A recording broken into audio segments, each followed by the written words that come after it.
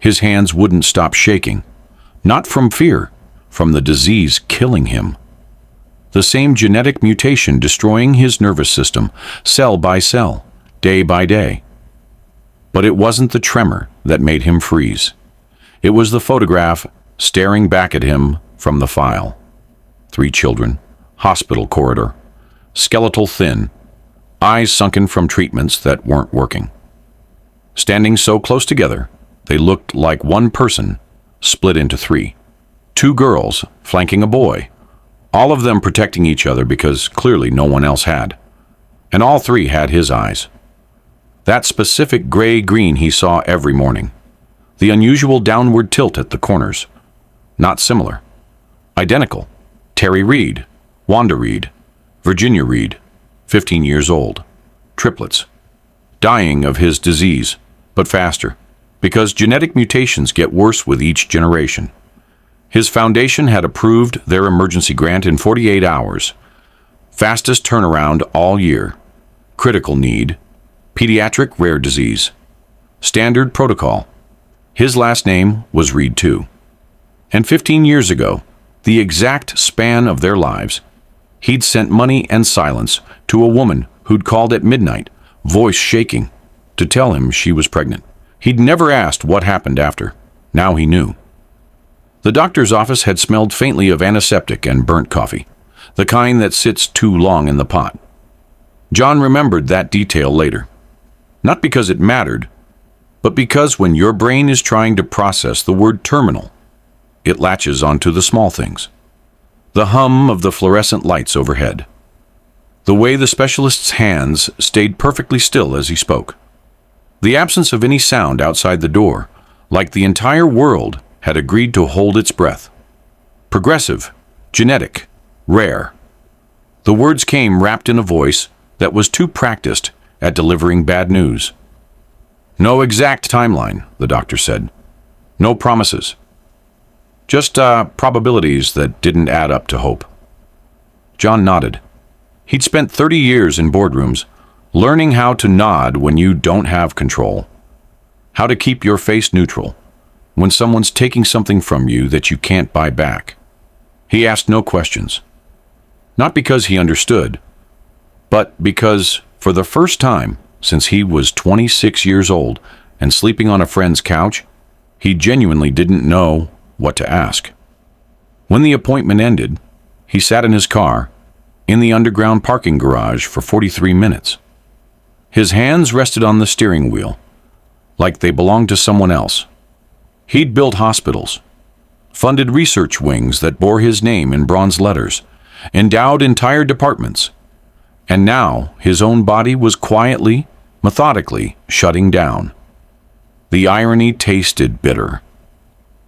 3 weeks later, John stood in his corner office on the 42nd floor of the Reed Life Foundation building, staring at a stack of grant applications he hadn't touched in days. The view behind him was flawless.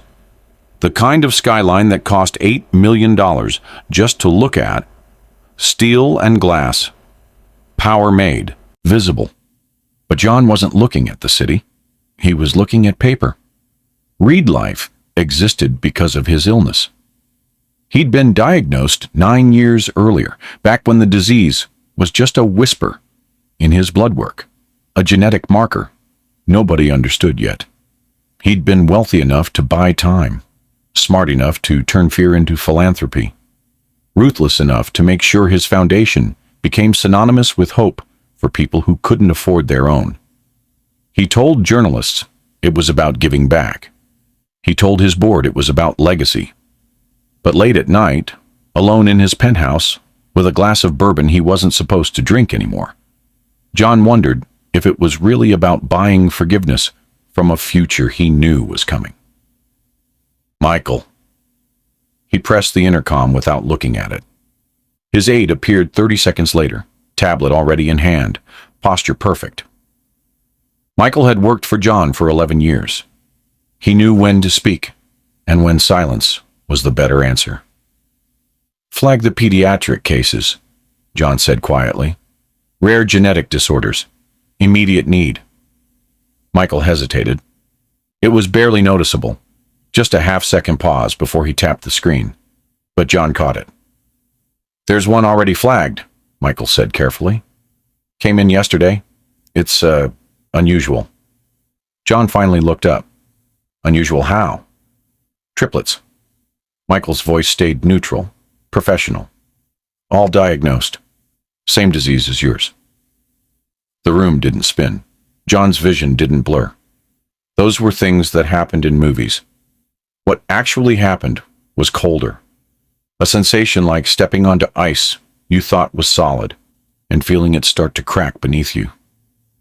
"What are their names?" Michael glanced at the tablet. "Terry Reed, Wanda Reed, Virginia Reed." The floor tilted. Not metaphorically, not dramatically. Just a small sickening shift in John's equilibrium that made him put one hand on the desk to steady himself. Reed. He felt something open in his chest. Not pain. Not yet. Something older than pain. Something that had been locked away for 15 years and had just heard its name called. "Where's the file?" His voice came out hoarse. Michael set the folder on the desk like he was handling evidence. Careful, almost reverent. John didn't open it right away. His fingers rested on the manila surface, and he became aware of his own heartbeat. Too fast, too loud, too insistent. He already knew. 15 years ago, Lindsay had called him at midnight. He remembered, because he'd let the phone ring twice before answering, annoyed at the interruption.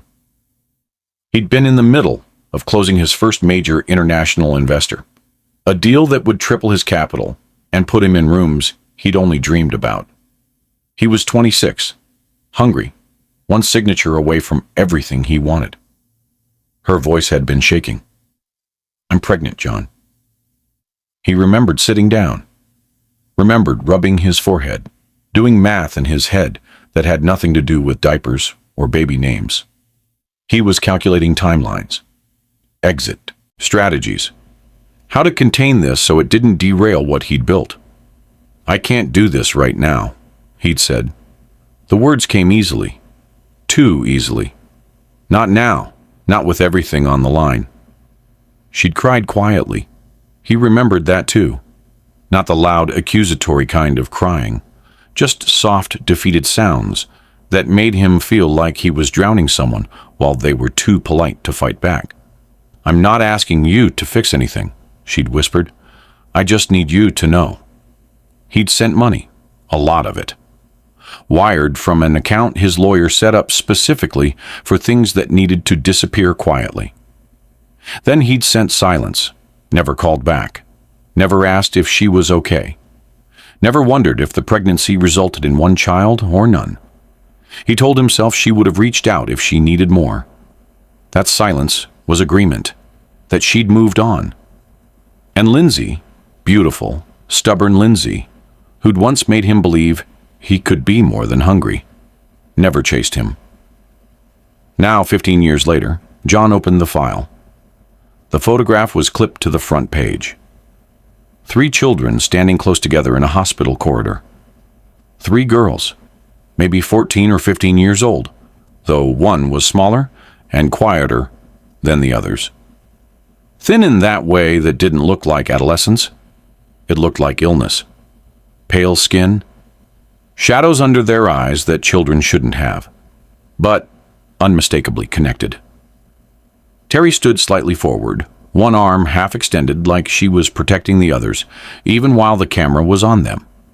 Her expression was fierce, despite the IV line taped crookedly to her arm. Wanda leaned into her sister, but her eyes were sharp, guarded. She looked at the camera like she was assessing whether it was a threat. Virginia stood quietest, small, watchful. She looked directly into the lens with a kind of calm that felt unsettling. All 3 had John's eyes. Not similar, not family resemblance. Identical. The same unusual gray-green that John saw every morning in the mirror. The same slight downward tilt at the outer corners that made people think he looked sad, even when he wasn't. The diagnosis leapt off the page. Genetic triplet repeat disorder.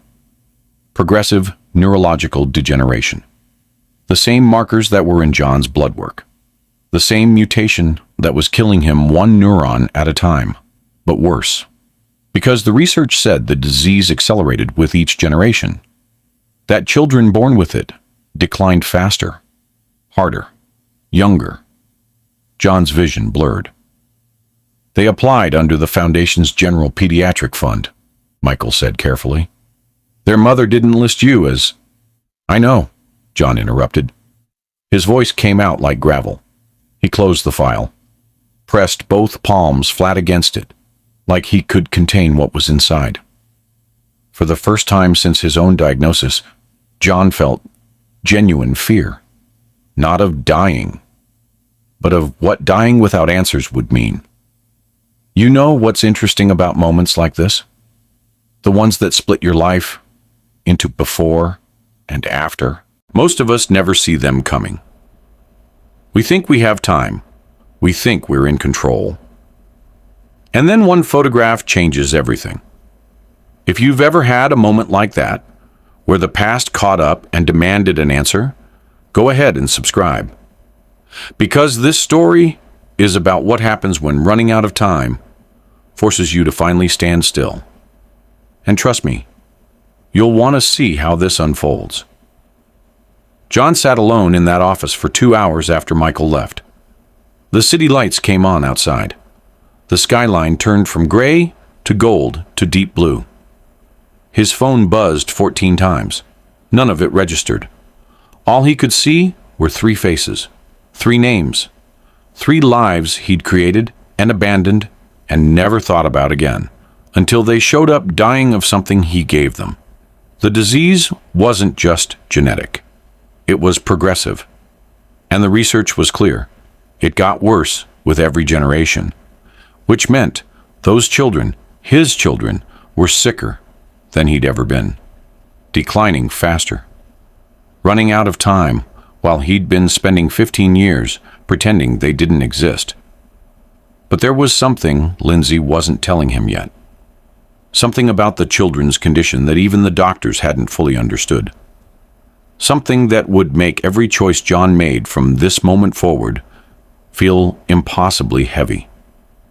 And John's foundation, the one he'd built to save himself, the one that made billions through venture capital and research royalties, was about to become the only thing standing between his children and a very specific kind of ending.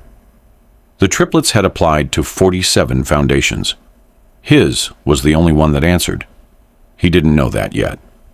But when he found out, it would break something in him that money couldn't fix. John picked up his phone. His hand shook slightly as he scrolled through old contacts he hadn't touched in over a decade. He found her name, Lindsay Martinez. He'd deleted her number years ago, but it was still in the file Michael had given him. Emergency contact. Mother's information. His thumb hovered over the call button. For 15 years, he'd convinced himself that silence was neutral, that not choosing was different from choosing wrong. But staring at that photograph, at Terry's protective stance, at Wanda's guarded eyes, at Virginia's unnerving calm, John understood something he'd spent his entire adult life avoiding. Silence wasn't neutral. Silence was just cowardice, with better branding.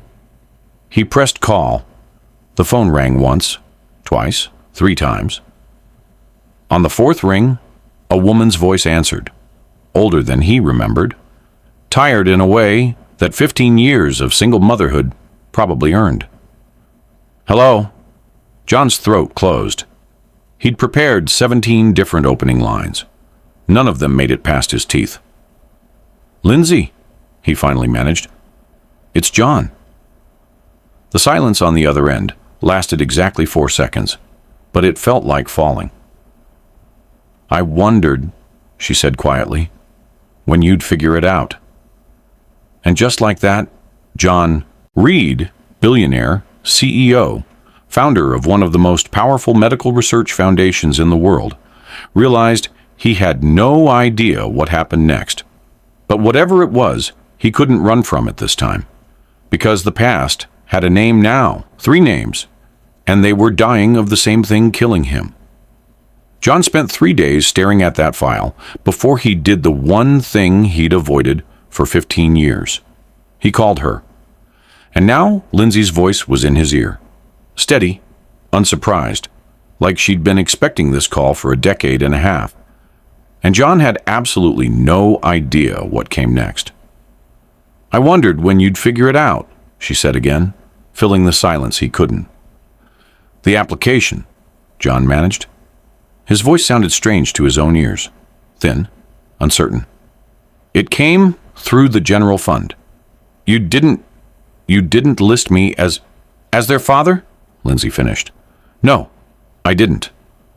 The words landed with surprising gentleness. No bitterness, just fact. John sat down in the leather chair behind his desk. The city lights 42 floors below looked distant and irrelevant. Why not?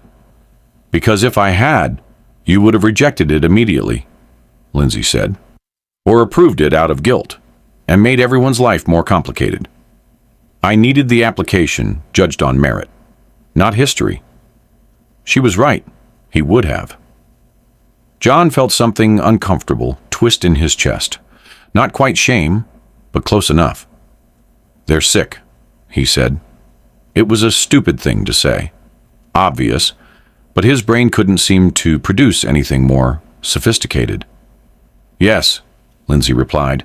They've been sick for a long time. How long? Since they were 9. 6 years. 6 years of hospitals and treatments and fear. And John had been, what? Closing deals?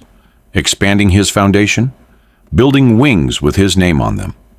He'd rehearsed this conversation in his head 17 different ways over the past 72 hours. Prepared openings that sounded sincere without being desperate. Apologies that acknowledged wrongdoing without admitting liability. He'd even written notes on his phone at 3 a.m, bullet points of things he needed to say, to regain control of the narrative. None of it survived contact with her voice. I need to see them, John heard himself say. Why?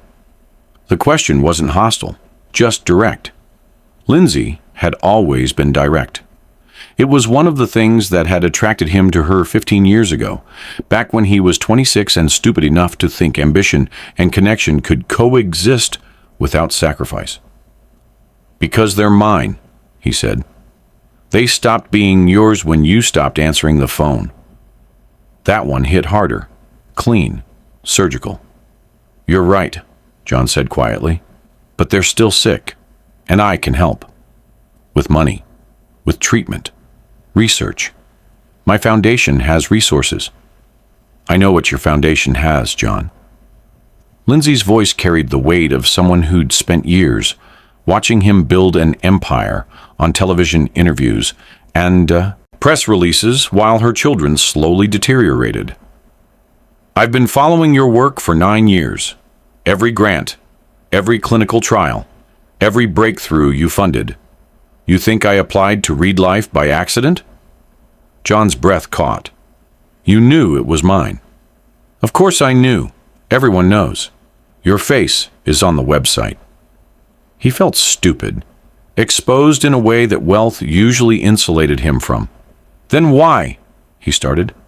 Because you built something good, Lindsay interrupted. Whatever else you are, John, you built something that saves lives. And my children need saving. So I swallowed my pride, filled out your 40-page application, and sent it in like everyone else who's desperate enough to beg strangers for hope. The past slammed into John with the force of something physical. 15 years ago, Lindsay had been 24 years old, working as a medical assistant at a clinic in a neighborhood that smelled like exhaust and fried food. She'd been brilliant in a way that had nothing to do with degrees. Street smart, pragmatic, kind without being soft. She'd talked about going back to school someday, becoming a nurse, maybe more. He'd been obsessed with her for 3 months, then terrified of her for one phone call. After he'd sent the money and the silence, he'd told himself she would be fine, that she was resourceful, that she'd figure it out. He'd never asked what figuring it out actually looked like. "What did you do?" John asked quietly. After the money." Lindsay was quiet for a moment. When she spoke again, her voice had changed. Softer, more tired. "I worked," she said simply. "Double shifts, triple when I could get them. I moved in with my aunt in a 1-bedroom apartment in Riverside. Slept on her couch. Saved everything. When I found out there were 3," she paused, "I cried for 2 days. Then I went back to work." John closed his eyes. Behind his eyelids, he could see her, 24, pregnant with triplets, alone in a city that didn't care, working herself to exhaustion while he celebrated his first major acquisition at a restaurant that charged $40 for an appetizer.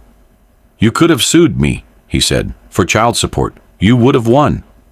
"I know. So why didn't you?" "Because I didn't want your money if it came with your control." The words were simple, devastating. "You thought I'd try to take them," John said, understanding. "I thought you'd try to manage them," Lindsay corrected. "Turn them into a legal problem with a financial solution, custody agreements and NDAs and lawyers who bill by the minute. I wanted my children to be children, John, not liabilities you needed to contain." She was right. He would have. Back then, at 26, hungry and terrified of anything that threatened his trajectory, he absolutely would have.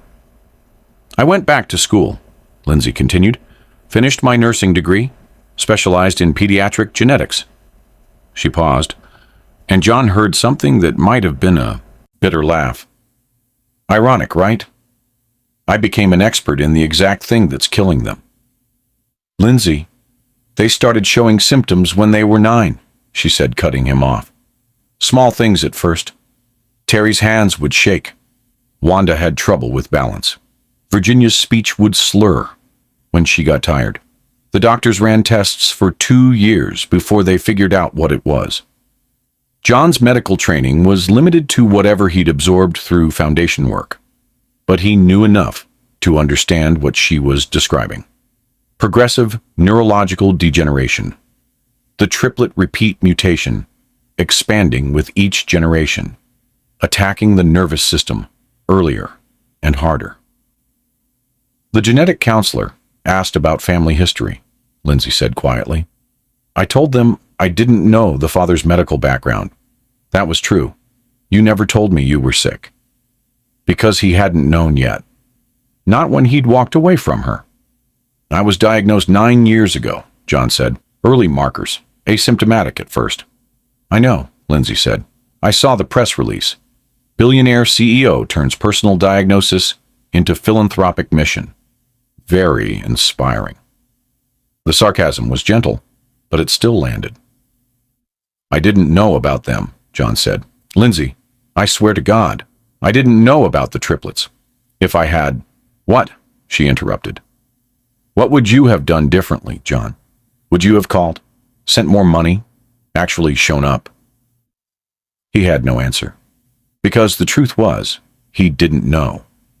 The version of himself from 15 years ago felt like a stranger, ambitious and terrified, and convinced that success required ruthlessness. "I don't know," he admitted finally, "but I'm here now." "Because they're dying," Lindsay said. There was no accusation in it, just fact. "You're here because they're dying of the same thing you have, and suddenly it's real to you." Yes, John thought. That's exactly why. But he said, "I'm here because I was wrong, and I can't undo that.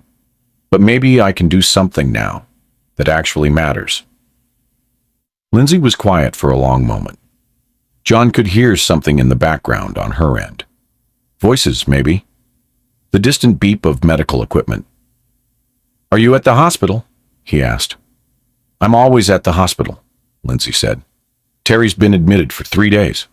Complications from the latest treatment protocol. John's stomach dropped. Is she? She's stable, Lindsay said quickly. For now. But John, you need to understand something. This disease, the one you gave them, it's not moving at your pace. They're 15. They should be worrying about algebra and first crushes and whether they'll get into college. Instead, they're measuring their lives in treatment cycles and symptom progressions. How much time? John asked. The question felt obscene, but he needed to know. The doctors won't give exact numbers, Lindsay said. But without aggressive intervention, 2 to 5 years. Maybe less. 2 to 5 years. John was 56. His own prognosis was longer, 8 to 12 years if he was lucky. If the disease progressed slowly, if experimental treatments bought him time. His children had less than half that. They're running out of time faster than you are, Lindsay said, reading his silence. That's what happens with inherited repeat disorders. Each generation gets hit harder and younger. Your genetic mistake becomes their death sentence. The words should have felt cruel. They just felt true. The grant, John said. The foundation will approve it. I'll make sure. No. The word was firm, final. What? You don't get to make sure of anything, Lindsay said. If the Reed Life Foundation approves our application, it'll be because we qualified. Not because you pulled strings. Not because you feel guilty. The moment you interfere, the moment you make this about us instead of the science, you compromise everything. Lindsay, I'm trying to help. Then help by letting the system work, she interrupted. Let the grant committee review the application blind. Let them approve it on merit. Because the second this becomes about you and me and choices we made 15 years ago, it stops being about saving children and starts being about managing a scandal. She was right. Again. John hated how right she was. But I want to meet them, he said. Please. I need them to know I exist. Lindsay exhaled slowly. They know you exist, John. They've known since they were 8 years old. I told them the truth.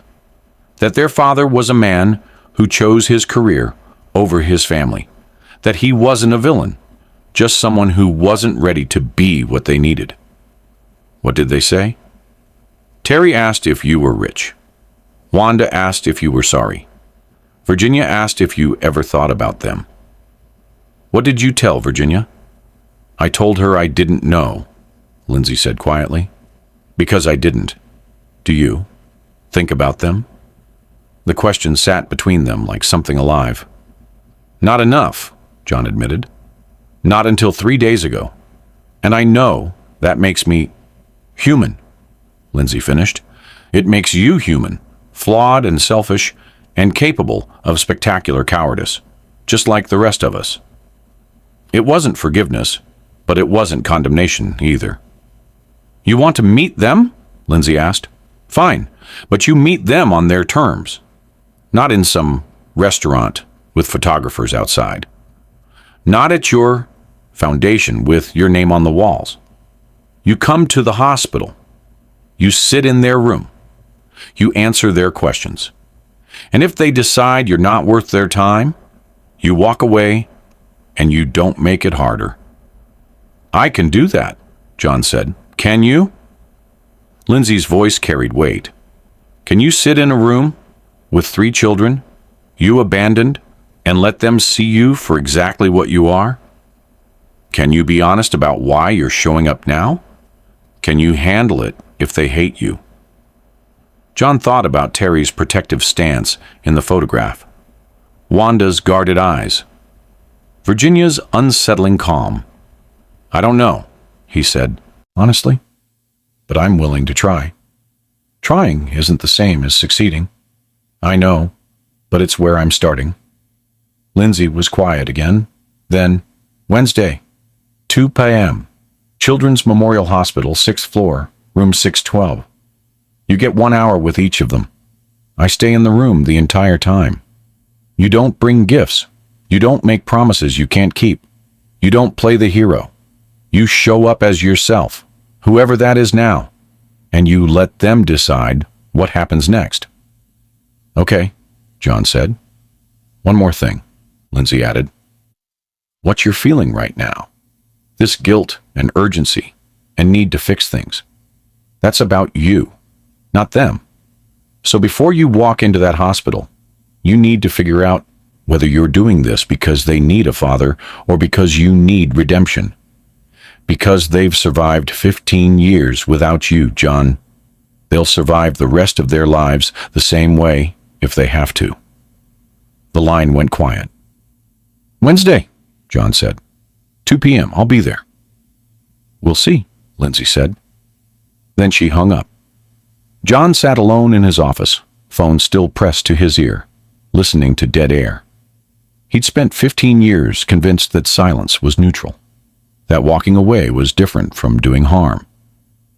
But sitting there, surrounded by glass and steel and a foundation built on fear, John finally understood. Lindsay hadn't chased him because she didn't need him. She'd built a life for 3 children out of double shifts and determination, and the kind of strength that doesn't make press releases. She hadn't needed his money. She just needed him gone. And now he was asking to come back. John agreed to her terms, not because he'd changed, but because for the first time in his life, he couldn't write a check big enough to make this go away. The disease was real. The children were real. And the clock was ticking for all of them. But there was something Lindsay wasn't telling him yet. Something about the children's condition that even the doctors hadn't fully understood. Something that would make Wednesday's meeting more complicated than either of them expected.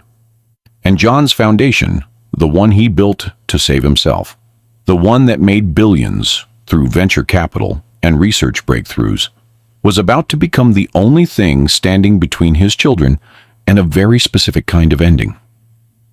The board was going to have questions. John was going to have very few answers. But Wednesday was coming whether he was ready or not.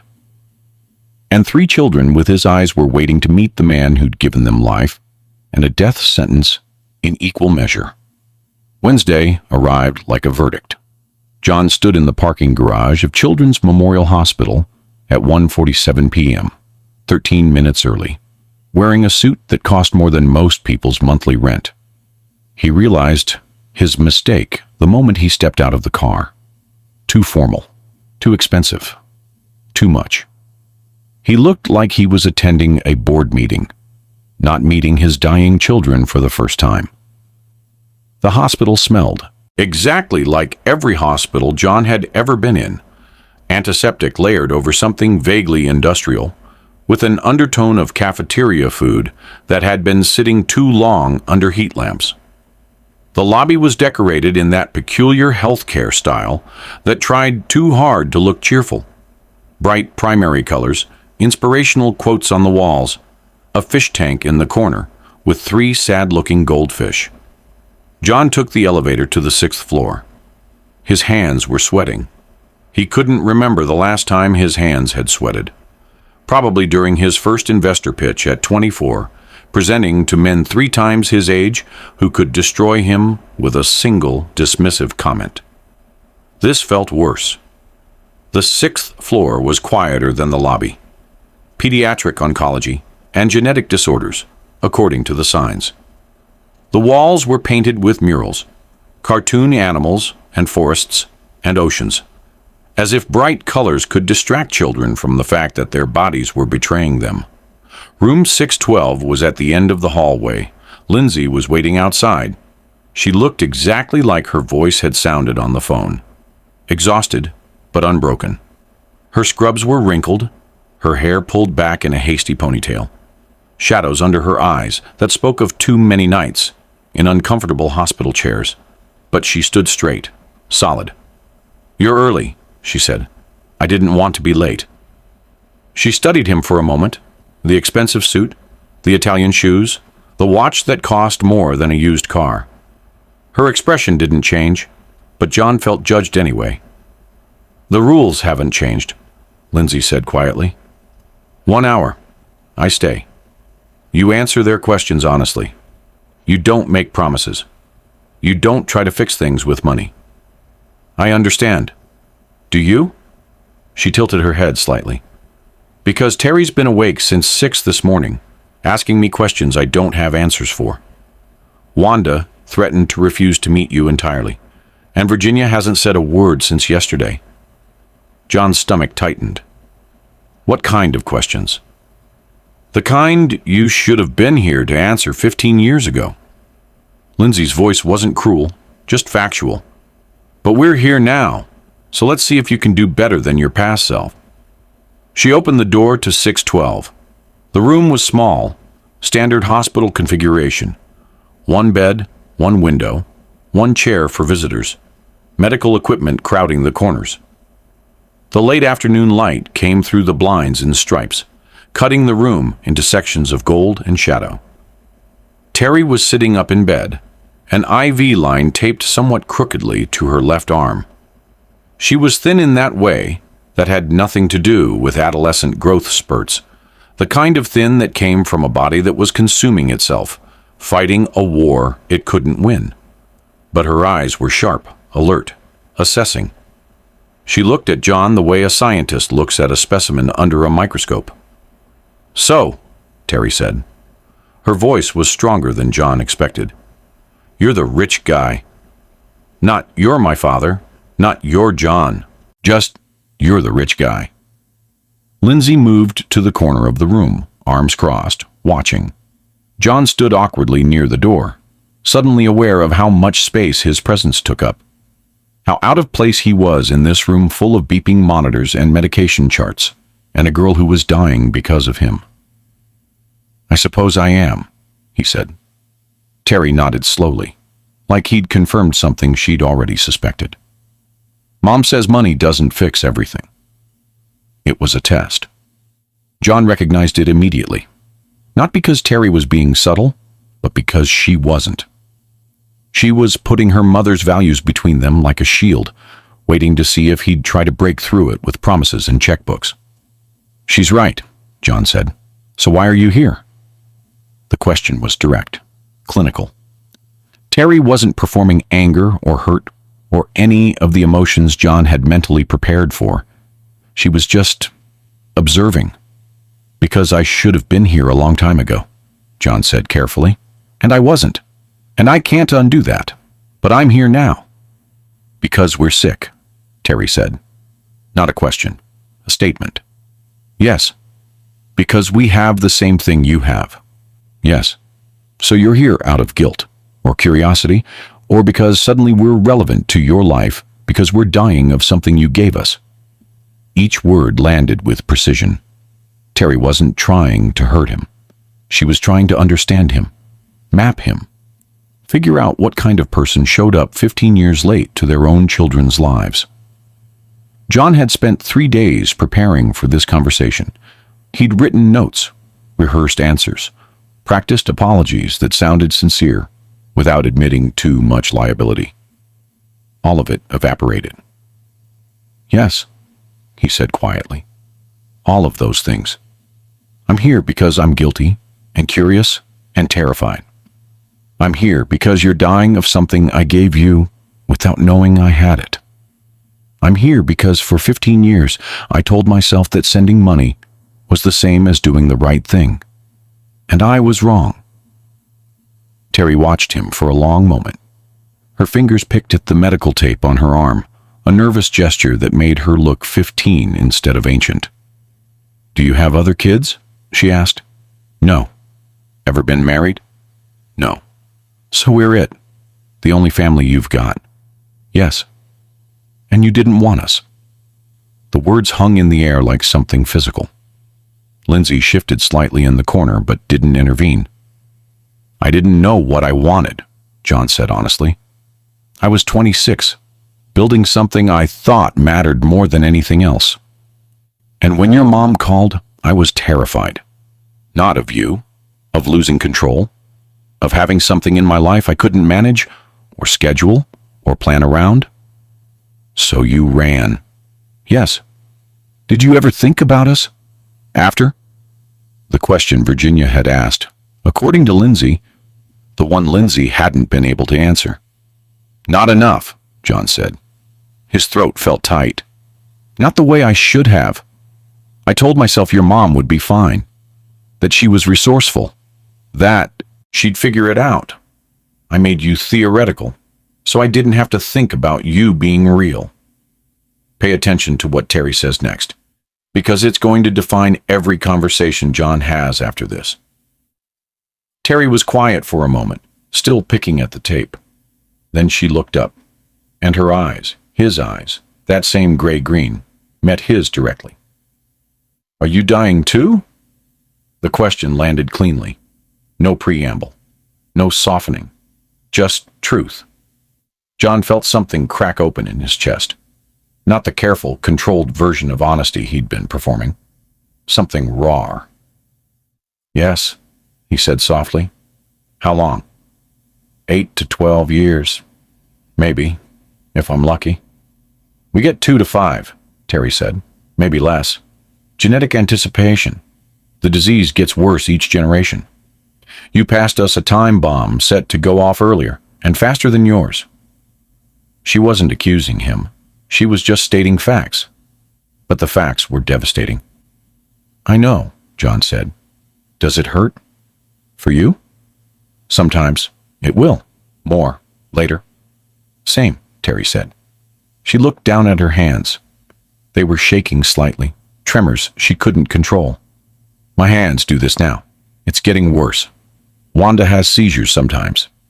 Virginia's speech gets mixed up when she's tired. Like her brain and her mouth aren't talking to each other anymore. John wanted to say something comforting, something that acknowledged her pain without minimizing it, but every phrase that came to mind sounded hollow. I'm sorry, he said finally. That's completely inadequate. But I'm sorry. Terry looked up at him again, and something in her expression shifted. Not softening exactly, but changing. She reached out her hand, the one without the IV line, across the space between the bed and where John was standing. John stared at it for half a second, then moved forward and took it. Her hand was small, cold. The tremors vibrated against his palm like the flutter of a bird's heartbeat.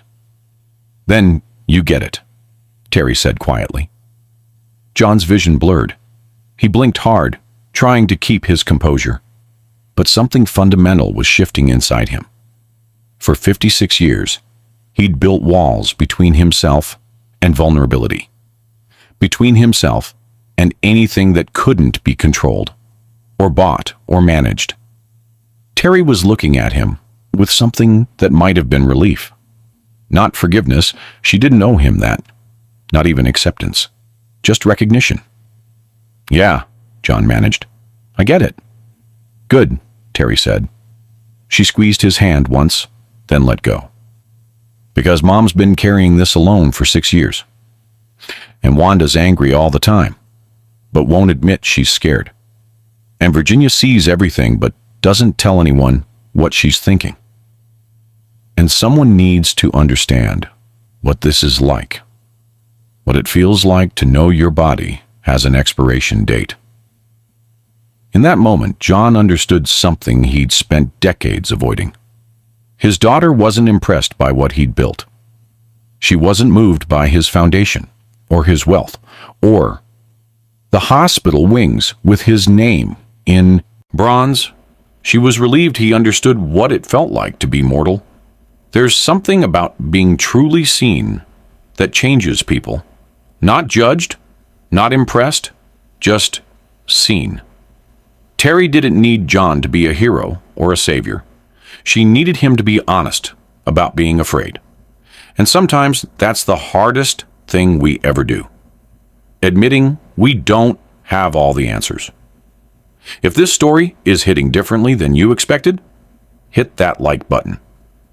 Because we're just getting to the part where everything John thought he knew gets turned upside down. Can I ask you something? John said. Sure.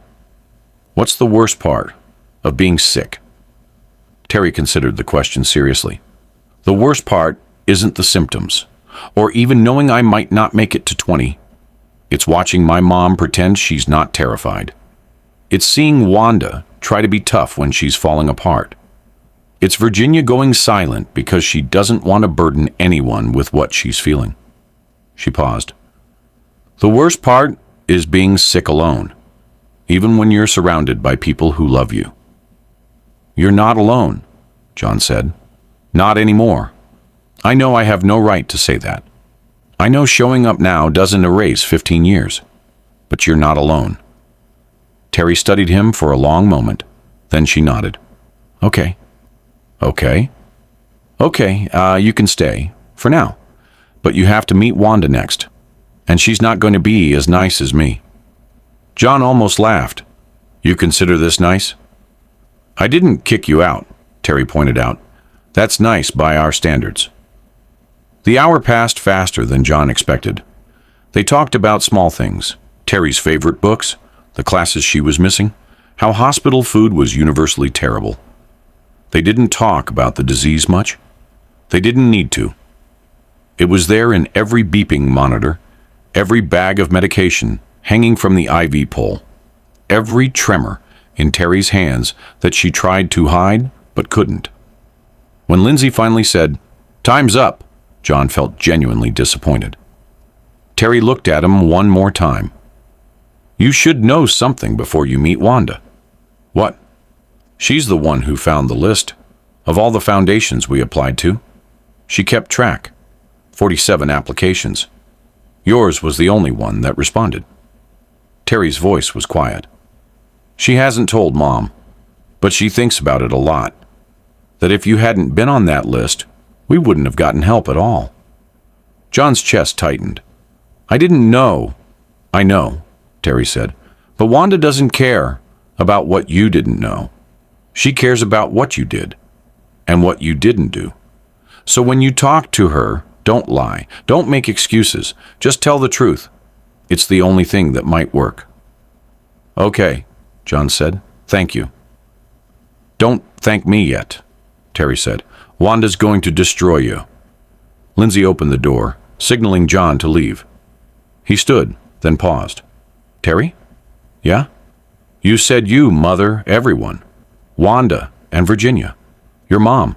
That you take care of people even when you're sick. So, who takes care of you? Terry looked surprised by the question, like nobody had ever asked it before. I take care of myself, she said finally. That's not the same thing. It's what I've got. John nodded slowly. Then he did something he hadn't planned. Something that wasn't strategic or calculated. Can I come back tomorrow? He asked. Just to visit. Not to fix anything. Just to sit here, if you want. Terry looked at Lindsay, who raised an eyebrow but didn't object. Yeah, Terry said quietly. Okay.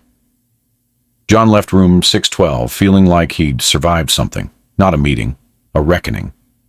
Lindsay walked him to the elevator. She liked you, Lindsay said. It wasn't a compliment, just an observation. She studied me, John corrected. Like a puzzle she was trying to solve. That's Terry. She needs to understand things.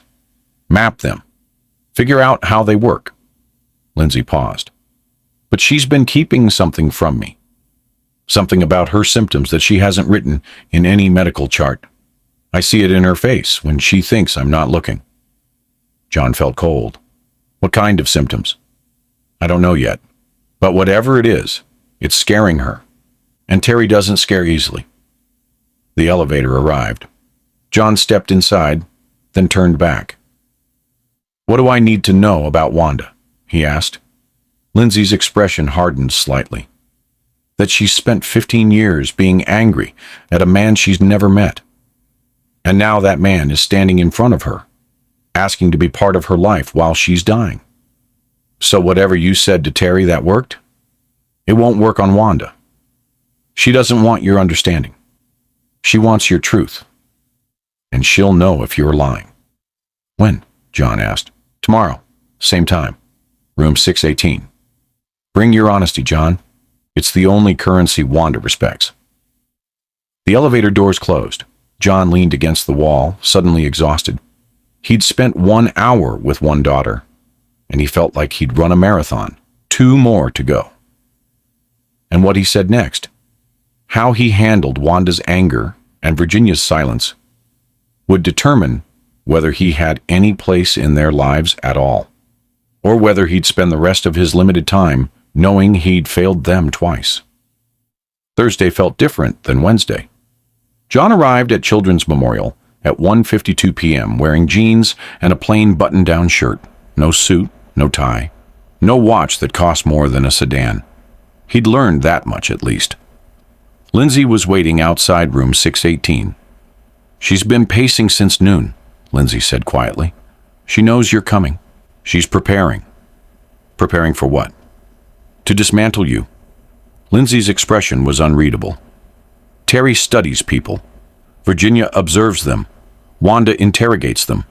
She spent 15 years building a version of you in her head, and now she gets to see if reality matches. It won't, and that's going to make her angrier. Should I? John started. No, Lindsay interrupted. Whatever you're about to ask, should you postpone? Should you prepare more? Should you bring something? The answer is no. You go in, you sit down, you answer her questions, and you don't try to manage her emotions. John nodded. Lindsay opened the door. Room 618 was configured differently than Terry's. Same size, same equipment, but Wanda wasn't in the bed. She was standing by the window, back to the door, arms crossed tightly across her chest. She was taller than Terry. Thinner, if that was possible. Her hospital gown hung off her shoulders like it was 3 sizes too large. But her posture was rigid, defensive. John stepped inside. Lindsay followed, closing the door behind them and moving to her usual corner position. Wanda, Lindsay said gently, John's here. I know. Wanda didn't turn around. I can hear him breathing. The comment was designed to unsettle. It worked. John stood awkwardly near the door, suddenly aware of how much space he occupied. How intrusive his presence was in this small room where a girl who owed him nothing was being forced to acknowledge his existence.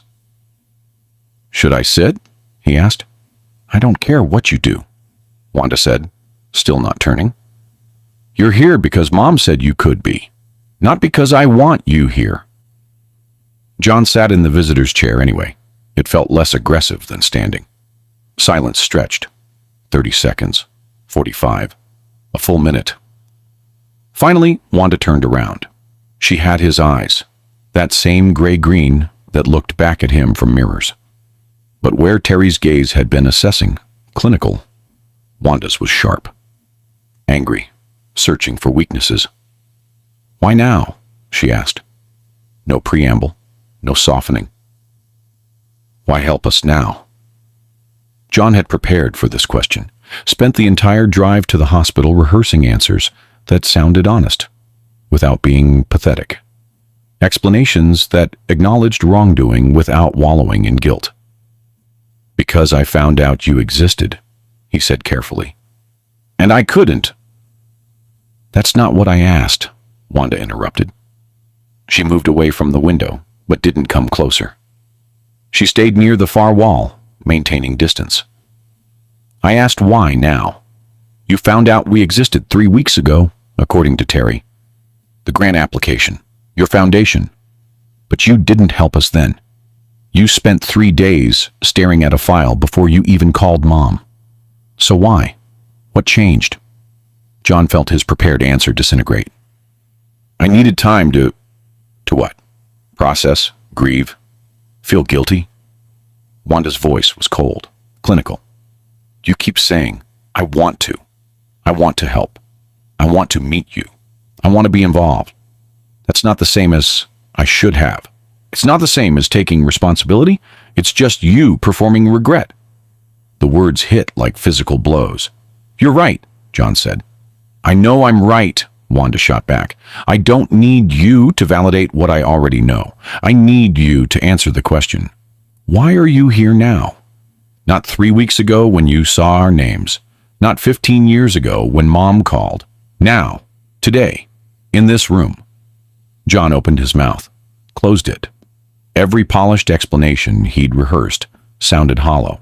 Because I'm dying, he said finally, stripped bare. Because I'm 56 years old, and I have maybe a decade left. And for the first time in my life, I'm actually afraid of what happens when I'm gone. Not afraid of death, afraid of being forgotten.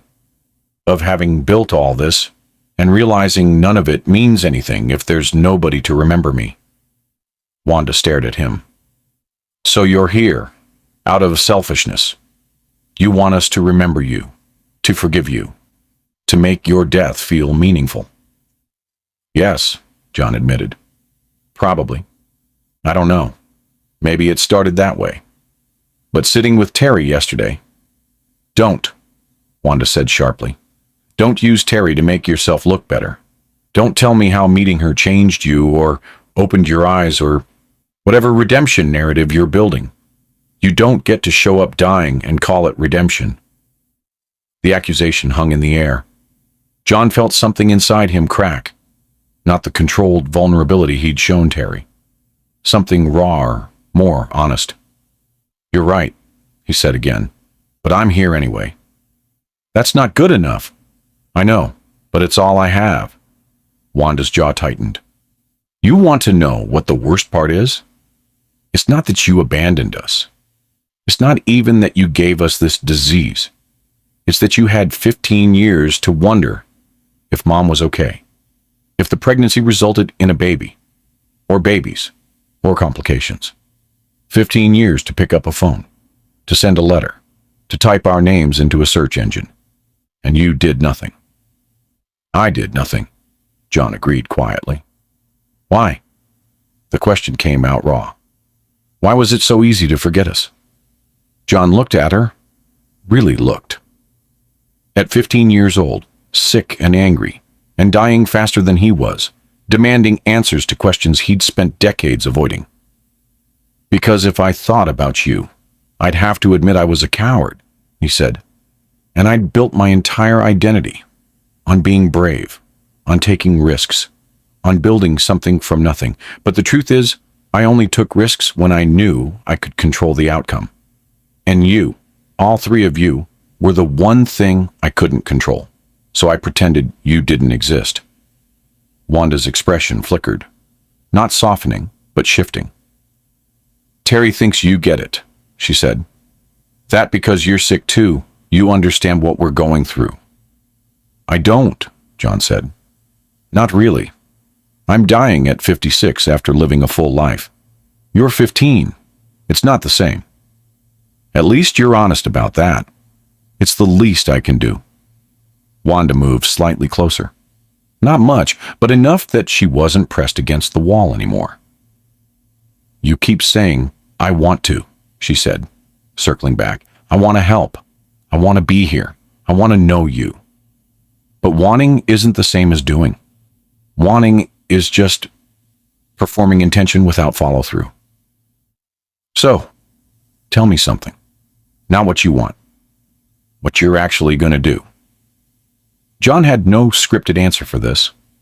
No prepared response that would satisfy her. I don't know, he admitted. I can fund your treatment through the foundation, but you and your mom already made it clear that has to happen through proper channels, not favoritism. I can visit, but I don't know if you want me here. I can try to get to know you, but I can't undo 15 years of absence. So honestly, Wanda, I don't know what I'm going to do. I just know I'm not walking away again. Why should I believe you? You shouldn't. I haven't earned that. Wanda studied him with those sharp, guarded eyes. Terry likes you. She won't say it, but I can tell. She thinks you're trying. And you? I think trying isn't the same as succeeding. She paused. But I also think you're not lying, right now, in this moment. You're not performing. You're just scared and guilty and out of your depth. Yes, John said. That's exactly what I am. That's not the same as being good. No, John agreed. But it's where I'm starting. The phrase landed differently this time, not as a defense, as a statement of fact. Wanda was quiet for a long moment.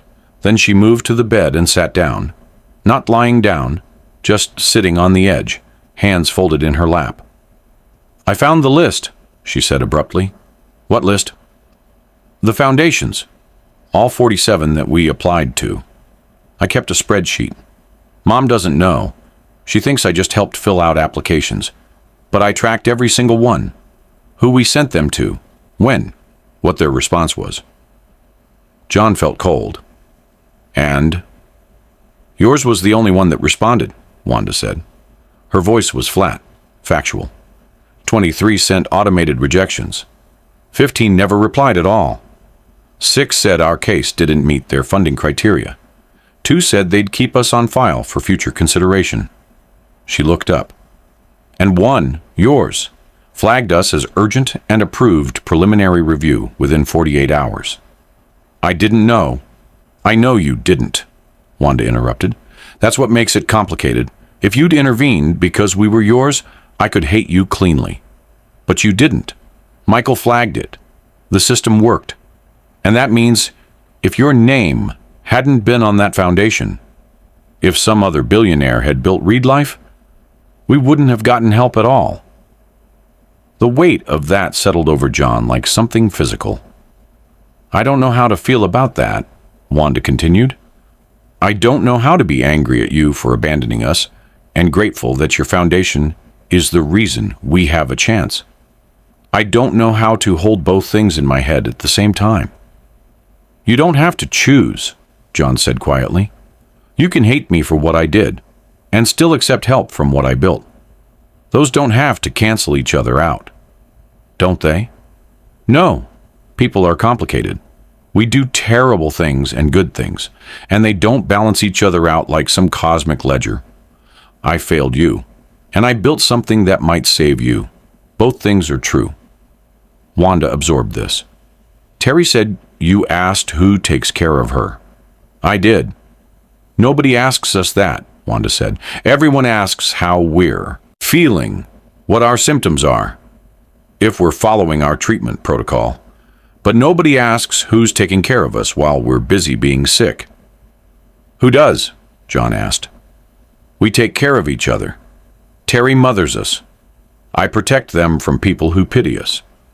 Virginia sees things we don't want to admit and reminds us when we're lying to ourselves. And, Mom? Wanda's voice softened slightly. Mom holds everything together, even though she's terrified. And who takes care of you? John pressed. Wanda's expression cracked, just slightly, just enough to see the 15-year-old girl underneath the armor. I don't know, she admitted. I'm angry all the time, so people leave me alone, which is what I thought I wanted. But Terry gets visitors, and Virginia gets art therapy, and I just get space, because I'm difficult. You're not difficult, John said. You're honest. There's a difference. Terry said you're coming back tomorrow, if that's okay. Why? Because you shouldn't have to be sick alone, John said. Even if you're angry, even if you hate me, you shouldn't have to do this alone. Wanda studied him for a long moment. Then she nodded once. Not forgiveness, not trust, just acknowledgement that he'd finally told the truth. Okay, she said, but I'm not going to stop being angry. I don't expect you to. And I'm going to ask you hard questions. I know. And if you lie to me, even once, I'll never speak to you again. Fair. Wanda pulled her knees up to her chest, wrapping her arms around them. It made her look impossibly young, vulnerable in a way her sharp questions hadn't. Virginia's next, she said. Tomorrow. She's the hardest one. Why? Because Terry tests you and I interrogate you, but Virginia just sees you, all of you, the parts you try to hide. And she'll ask you one question, Just one, and you won't have an answer. And she'll know you don't have an answer. And that will tell her everything she needs to know about whether you're real or just performing. John felt nervous in a way he hadn't before. What kind of question? The kind that doesn't have a good answer, Wanda said. The kind that exposes whether you're here because you care about us or because you need something from us. The hour passed differently than it had with Terry. Less conversation, more silence. But the silence felt less hostile as it went on. Like Wanda was testing whether John could sit with discomfort without trying to fill it with reassurances. When Lindsay finally said time was up, Wanda looked almost disappointed. Same time tomorrow, she said to John, for Virginia. I'll be here. We'll see. John stood, then paused. Can I ask you something? You just did. Fair. Can I ask you something else? Wanda almost smiled. Almost. What? What did you do? With the list of foundations, the spreadsheet you kept. Wanda's expression shuddered. Nothing yet, but I'm keeping track of who helped and who didn't. For later. For later? For when we survive, Wanda said quietly. For when we're 25 or 30 or 40. So we remember who showed up and who didn't. So we know who deserves our gratitude and who deserves our silence. John felt something shift in his chest. Not guilt this time. Something more like respect. That's smart, he said. I know, Wanda replied. But Wanda had done something John didn't know about. Something that would force his hand in ways he couldn't anticipate. Something that involved lawyers and medical ethics boards and questions about conflicts of interest that would explode across John's foundation 3 days from now. She'd protected them, even from him, especially from him. John left room 618 feeling like he'd survived an interrogation, which, in a way, he had. Lindsay walked him to the elevator again. She didn't destroy you, Lindsay observed. She tried. She went easy on you, Lindsay corrected. If she really wanted to destroy you, you'd know. Tomorrow, John said. Virginia. What do I need to know? Lindsay's expression grew serious. That she's the one who understands you best, because she sees the parts of yourself you don't want to look at. And she's going to ask you the one question you've been avoiding since the moment you saw their names on that file. What question? You'll know it when you hear it, Lindsay said. And you won't have an answer. Not a good one. And that will tell her and you whether this is real or just another performance. The elevator doors opened. John stepped inside, then turned back. Terry's hiding symptoms. Wanda's keeping secrets. What's Virginia hiding? Lindsay's face remained carefully neutral. Nothing. That's what makes her dangerous. She sees everything and hides nothing, which means you can't lie to her. You can't perform for her. You can only be exactly who you are. And if who I am isn't good enough, then at least you'll finally know the truth, Lindsay said. The doors closed. John rode down 42 floors, thinking about questions with no good answers. And Virginia, the quietest of the three, was about to ask the one question John couldn't answer, the one that would strip away every defense he'd ever built and leave him standing in front of a 15-year-old girl with nothing but the truth. And the truth, John was starting to realize, was more complicated than he'd ever allowed himself to believe. Friday arrived with a kind of inevitability that felt like judgment. John stood outside room 620 at 1:58 p.m., 2 minutes early, wearing the same jeans and plain shirt he'd worn to meet Wanda. His palms were sweating again. He'd met with hostile investors, aggressive journalists, board members who wanted him removed. None of it had made him nervous like this. Lindsay was waiting, as always. She's been quiet all morning, Lindsay said. Quieter than usual. Is that bad? With Virginia, I don't know. She processes things differently than the others. Terry externalizes. She talks through everything. Wanda fights. She needs conflict to clarify her feelings. But Virginia, Lindsay paused. Virginia absorbs. She takes everything in and holds it until she understands it completely. And then she acts. What do you think she's absorbed? John asked. You, Lindsay said simply. Terry and Wanda talked about you. What you said, how you reacted. Virginia's been listening, building a picture. And today she's going to test whether that picture matches reality. John felt cold despite the warm hospital air. Lindsay opened the door. Room 620 was smaller than the others. Or maybe it just felt smaller because of how still everything was. No pacing like Wanda. No activity like Terry's room, with its books and visitor chairs pulled close to the bed. Just silence. Virginia sat in the bed, propped up by pillows, hands folded in her lap. She was the smallest of the three, noticeably so. Where Terry and Wanda were thin, Virginia was almost fragile. Her hospital gown swallowed her. Her skin had a translucent quality, like you could see through to the veins beneath. But her eyes were alert. Those same gray-green eyes John saw in the mirror, watching, taking in every detail. She didn't speak when John entered. Lindsay moved to her corner. John stood near the door, suddenly uncertain whether to sit or stand or speak first. The silence stretched. 10 seconds. 20. 30. John's nervous system started firing warning signals. His instinct was to fill silence, to control conversations by controlling the pacing.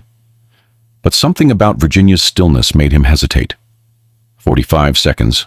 A full minute. Finally, John couldn't take it anymore. "Hi," he said. His voice sounded too loud in the quiet room. I know who you are," Virginia said.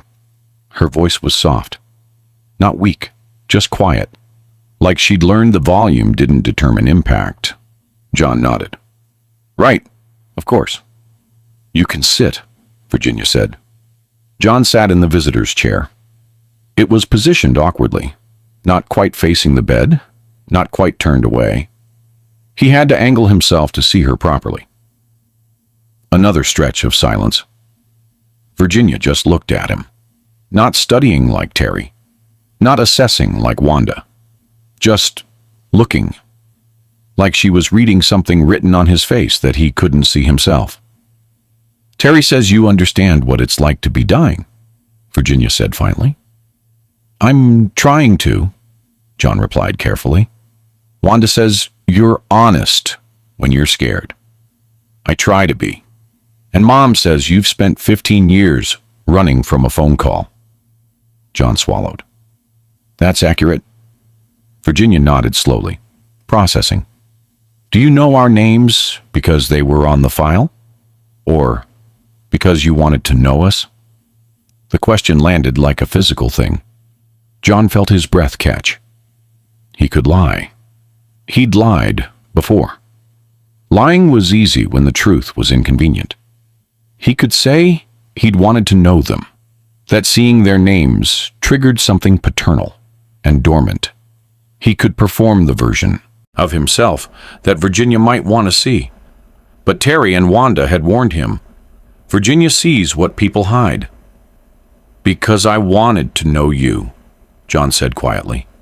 "After I saw the file, after I realized you existed, I wanted to know you." Virginia's expression didn't change, but something in her posture relaxed, just slightly. "Okay," she said. "Okay? Okay, that's honest. You didn't know us before, but you wanted to know us after. That's not perfect, but it's true." John felt like he'd passed some test he didn't understand. But Virginia wasn't done. She was quiet for another long moment, her fingers picking at the edge of her blanket.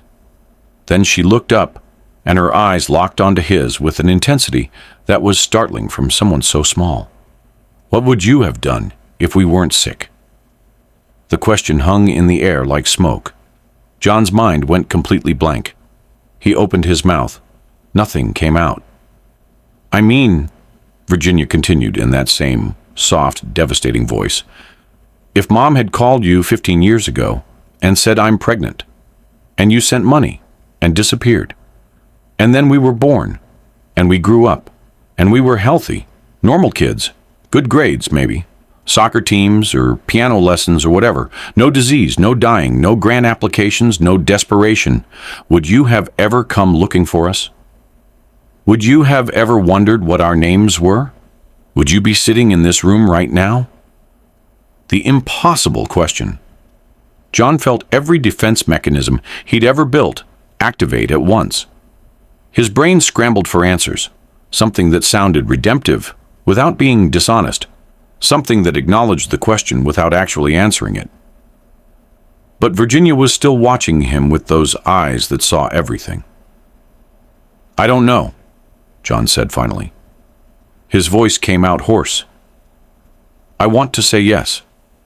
I want to believe I would have eventually wondered, eventually reached out, eventually overcome my cowardice. But honestly, Virginia, I don't know. I'd like to think I would have. But I spent 15 years not thinking about you at all. So maybe I wouldn't have. Maybe I'd have spent my whole life pretending that phone call never happened, that you were just a closed chapter, a problem I'd solved with money and silence.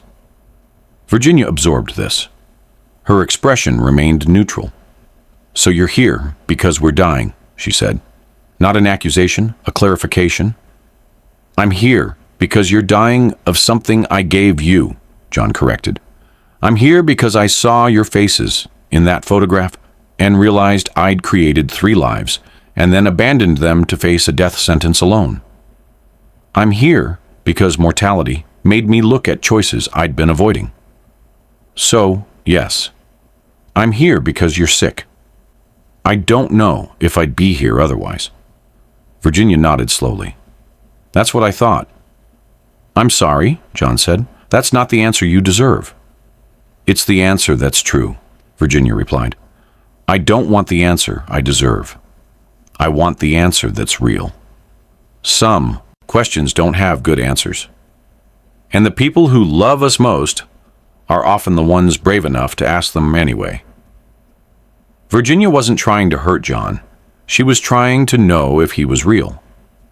If you've ever had to ask a hard question because you needed the truth more than comfort, go ahead and drop a comment. Tell me the hardest question you've ever had to ask someone. Because what comes next in this story depends entirely on whether John can finally face the truth Virginia just forced into the light. John felt something fundamental shift inside him. Not redemption, not even forgiveness, just recognition. Virginia had stripped away every performance, every polished explanation, and forced him to stand in front of her as exactly what he was, a man who'd shown up late and for the wrong reasons, but shown up anyway. Does that make you hate me? John asked quietly. No, Virginia said. It makes me sad. For you. Because you spent 15 years choosing buildings and investors and foundations over people who might have loved you. And now you're trying to buy back time you can't afford. And it won't work. Because even if we survive this disease, even if your foundation's research saves us, you'll never get those 15 years back. You'll never know what we were like as babies, or toddlers, or 8-year-olds learning to ride bikes. You gave that up, and you can't buy it back. The words should have felt cruel. They just felt true. I know, John said. Do you? Virginia tilted her head slightly. Because you keep saying you want to be here. You want to help. You want to know us. But wanting isn't the same as accepting consequences. You want the relationship without the grief of having missed 15 years. You want our forgiveness without having to carry what you did. You want redemption without transformation. John felt exposed in a way he'd never experienced. What's the difference between redemption and transformation? Redemption is about you, Virginia said simply. It's about you feeling better. Feeling forgiven? Feeling like you've paid your debt? Transformation is about becoming different. Not for us, not for your guilt, but because you finally understand that the way you've been living doesn't work.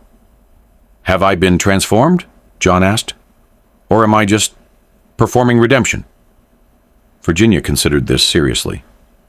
I don't know yet. Ask me in 6 months. If you're still here when it's hard, when we're mean to you because we're in pain, when our disease progresses, and there's nothing your money can fix.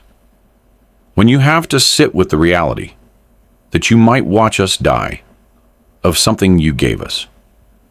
If you're still here, then maybe you've been transformed. If you disappear when it stops feeling redemptive, then you were just performing. John had no response to that. No defense. No clever reply. Virginia's expression softened slightly. Terry likes you. She thinks you're trying. And Wanda. Wanda thinks trying isn't enough. But she also thinks you're honest when you're scared. That counts for something. And you? John asked. What do you think? Virginia was quiet for a long moment. I think you're a man who built a life on control and achievement, and now you're facing the two things you can't control. A disease that's killing you, and children who don't owe you anything. I think it's breaking you, and I think that might be good. Good? Because broken things can be rebuilt differently, Virginia said. Unbroken things just keep being what they've always been. The wisdom in her voice was startling. 15 years old and dying, and she understood more about transformation than John had learned in 56 years of living. Can I ask you something? John said. You just did. John almost smiled. Can I ask you something else? Okay. What do you see when you look at me? Right now, in this moment? Virginia studied him with those unsettling eyes. I see someone who's terrified, not of dying, of wasting the time they have left.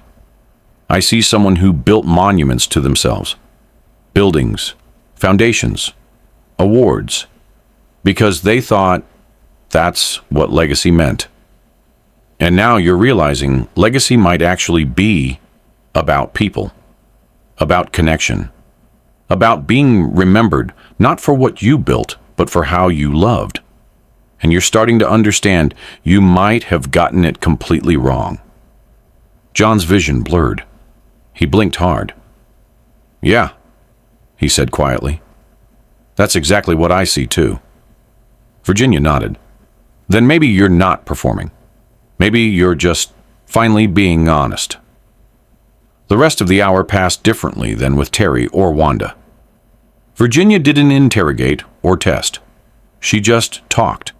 About art, about books she'd read, about what it felt like to see the world in a way other people didn't. About how being sick had taught her to notice small things because she might not have time for big ones. And John listened, really listened, not planning his next response or managing the conversation, just absorbing who she was. When Lindsay finally said time was up, Virginia reached out her hand, small and pale and trembling slightly. John took it. You can come back, Virginia said, if you want. Not because I need you to, but because I think you need to. To help you? John asked. To learn from us, Virginia corrected, before it's too late. John left room 620, feeling like he'd been dismantled and reassembled slightly differently. Lindsay walked him to the elevator in silence. When they reached it, she finally spoke. She destroyed you. She saw me, John corrected. There's a difference. Is there? Being destroyed is violent. Being seen is just true. Lindsay almost smiled. You're learning. The elevator doors opened. John stepped inside, then turned back. What happens now? He asked. Now you decide if you're staying because it feels redemptive, or because you've actually changed, Lindsay said. How do I know the difference? You'll know when it gets hard, Lindsay replied. When the board pushes back, when the media gets involved, when people question your motives, when staying costs you something beyond guilt. That's when you'll know if you're real or just performing. The board, John said. You mentioned the board. Lindsay's expression shifted. What John didn't know was that his foundation board had already gotten wind of the situation, and they had questions of their own. What do you mean? I mean, Wanda did something 3 days ago. Something involving medical ethics consultants and conflict of interest protocols. Something that forced the foundation to open an internal investigation into whether you're using foundation resources to benefit your biological children. It goes before the full board Monday morning. John felt cold. Why didn't you tell me? Because I needed to see if you'd keep coming, even when it didn't serve you, Lindsay said, even when it complicated things. You met all 3 of them before you knew this was coming. That tells me something. What does it tell you? That maybe Virginia's right. Maybe you're not performing. Maybe you're just broken in a way that might actually help you become different. The elevator doors started to close. Monday morning, Lindsay said, 9 a.m., your foundation. The board will ask questions about conflicts of interest, about preferential treatment, about whether your children's grant application was properly reviewed or if you influenced the process. And the choice you make next, how you handle that meeting, will determine whether your children get treatment at all. The doors closed. John rode down, thinking about impossible questions and 15-year-old girls who saw things no one should have to see. Virginia hadn't looked disappointed when he couldn't answer her question. She'd looked like she'd confirmed exactly what she suspected. And somehow, that was worse than anger.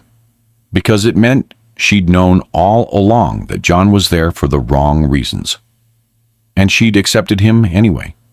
Not because he deserved it, but because she understood that broken people sometimes needed to be seen before they could become whole. Monday morning arrived with all the warmth of a corporate execution. John stood in the hallway outside the Reed Life Foundation's main conference room at 8:53 a.m., 7 minutes early, watching through the glass walls as board members gathered. Micah, the CFO, reviewing documents with his usual precision. Frederica, head of PR, typing urgently on her phone. Dr. Helena Ortiz, Chief Medical Officer. Robert Chen, Venture Capital Representative. Patricia Moss, Ethics Advisor. 10 people total. 10 people who could end his children's only chance at survival with a single vote. Michael appeared at his elbow, tablet in hand. They've been here since 8, Michael said quietly.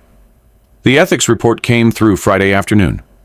I forwarded it to you, but I didn't read it, John admitted. Michael's expression flickered with something like concern. John, they're going to ask detailed questions about timeline, process, your knowledge of the applicant's identity. You need to be prepared. I am prepared, John said, just not the way they expect. At exactly 9 a.m., John entered the conference room. The space was designed to intimidate. Floor-to-ceiling windows overlooking the city. A table that could seat 20 made from a single piece of reclaimed wood. Leather chairs that cost more than most people's monthly salary. John had chosen every detail himself 7 years ago when the foundation moved into this building. Now it felt like walking into a courtroom. John. Micah stood, gesturing to the seat at the head of the table, John's usual position. But there was something pointed about the gesture. Like Micah was reminding him of his place, while simultaneously questioning whether he deserved it. John sat. The board members arranged themselves like pieces on a chessboard. Thank you all for coming on short notice, John began. This isn't a social call, John. Frederica's voice was sharp, professional. We received a formal inquiry from an independent medical ethics consultant 3 days ago. Questions about potential conflicts of interest regarding grant application, number 47B2847. Pediatric case. Triplets. She paused. Your children. The words hung in the air. Yes, John said simply. Micah leaned forward. You failed to disclose a biological relationship with grant applicants. That's a direct violation of Foundation conflict of interest protocols. I didn't know they were mine when the application was flagged, John said. Michael can confirm. He brought me the file. I saw the names. I realized the connection after the initial review. But before approval, Patricia Moss, the ethics advisor, interjected. Which means you had knowledge of the relationship during the critical decision-making period, and you didn't recuse yourself. I didn't influence the decision, John said. Your presence influences decisions, Frederica countered. Your name is on the building. Your face is on the website. The foundation exists because of you. Every decision made here happens in the context of your implicit approval. To claim you didn't influence the process is either naive or dishonest. The accusation landed hard. Dr. Ortiz, who'd been silent until now, spoke up. Her voice was gentler, but no less serious. John, I've reviewed the medical files. These children are extremely sick. The genetic anticipation in their case is significant. They're progressing faster than typical adult-onset cases. They need aggressive intervention. And this foundation is legitimately one of the few institutions capable of funding that level of research. She paused. But if we approve this grant, and it later comes out that it was preferential treatment for your biological children, it undermines every grant we've ever awarded, every family we've helped. It makes us look like a vanity project designed to save your offspring while everyone else waits in line. That's exactly what the media will say, Frederica added. Billionaire CEO uses charity foundation to save secret children. It's a PR nightmare. It destroys our credibility. It invites investigations into every grant decision we've ever made. Robert Chin, the venture capital rep, crossed his arms. It also sets precedent. If we approve this, what happens next time a board member or major donor has a sick relative? Do we prioritize them too? Where's the line? John listened. Really listened. Every objection was valid. Every concern was legitimate. These weren't villains trying to deny his children care out of cruelty. They were people trying to protect an institution that saved lives, trying to preserve credibility that took years to build. You're right, John said quietly. The room went still. All of you, John continued, every concern you've raised is valid. This does create a conflict. My presence does influence decisions. Approving their grant does risk our credibility, and the precedent is dangerous. Micah looked almost surprised. Then, you agree we should reject the application? No, John said. I think we should expand it. Confused glances around the table. John stood, moving to the windows. The city stretched out below. Millions of people, thousands of them sick, hundreds dying of rare diseases nobody was funding research for. The triplets disease is a progressive genetic triplet repeat disorder, John said, not turning around. It affects approximately 1 in 50,000 people. Most funding goes to adult-onset cases because they have advocacy groups, established research networks, and longer survival timelines. Pediatric cases like my children get almost nothing, not because they're less deserving, but because they're dying too fast to organize. He turned back to face the board. So here's what I propose.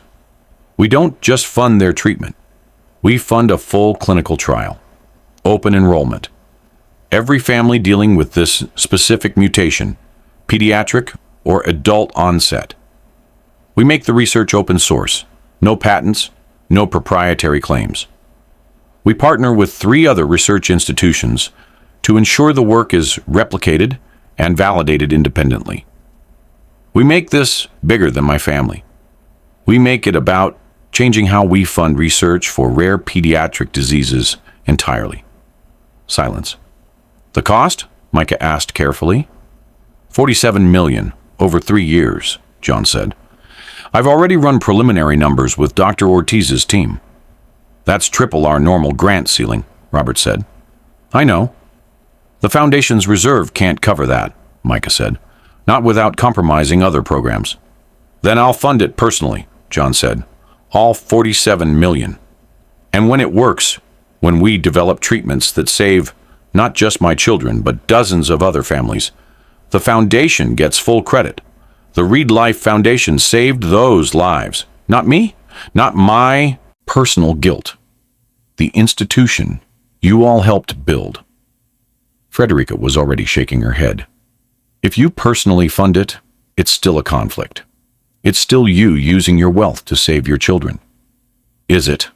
John asked. If we open enrollment to every family with this mutation, if we make the research public, if we ensure transparent oversight by independent medical boards, is it still a conflict? Or is it just a wealthy man choosing to fund research that happens to benefit people he loves? The optics, Frederica started. The optics are that a foundation dedicated to rare disease research is actually doing what it claims to do, John interrupted. We can get ahead of the story. Full disclosure. Transparent oversight. Public reporting on every phase of the trial. We don't hide the relationship. We use it to demonstrate that even personal investment can be channeled through ethical systems. Patricia Moss, the ethics advisor, leaned back in her chair. It's risky, but it's not unethical. If the oversight is real, if the enrollment is truly open, if the research is genuinely independent. It will be, John said, because I'll recuse myself from all decision-making related to the trial. You'll establish an independent review board. I'll fund it, but I won't control it. And if the board determines at any point that my involvement is compromising the integrity of the research, I'll step back entirely. Even if that means your children don't get treatment? Dr. Ortiz asked. John felt the weight of the question. Terry's fierce protectiveness. Wanda's sharp anger. Virginia's impossible question. What would you have done if we weren't sick? Even then, John said quietly, because if I compromise this foundation to save 3 people, I destroy its ability to save thousands. And they wouldn't want that. My children wouldn't want to be saved at the cost of everyone else who's dying of diseases nobody's funding. The board members exchanged glances. We're just getting to the good part, Micah said, and there was something almost like respect in his voice.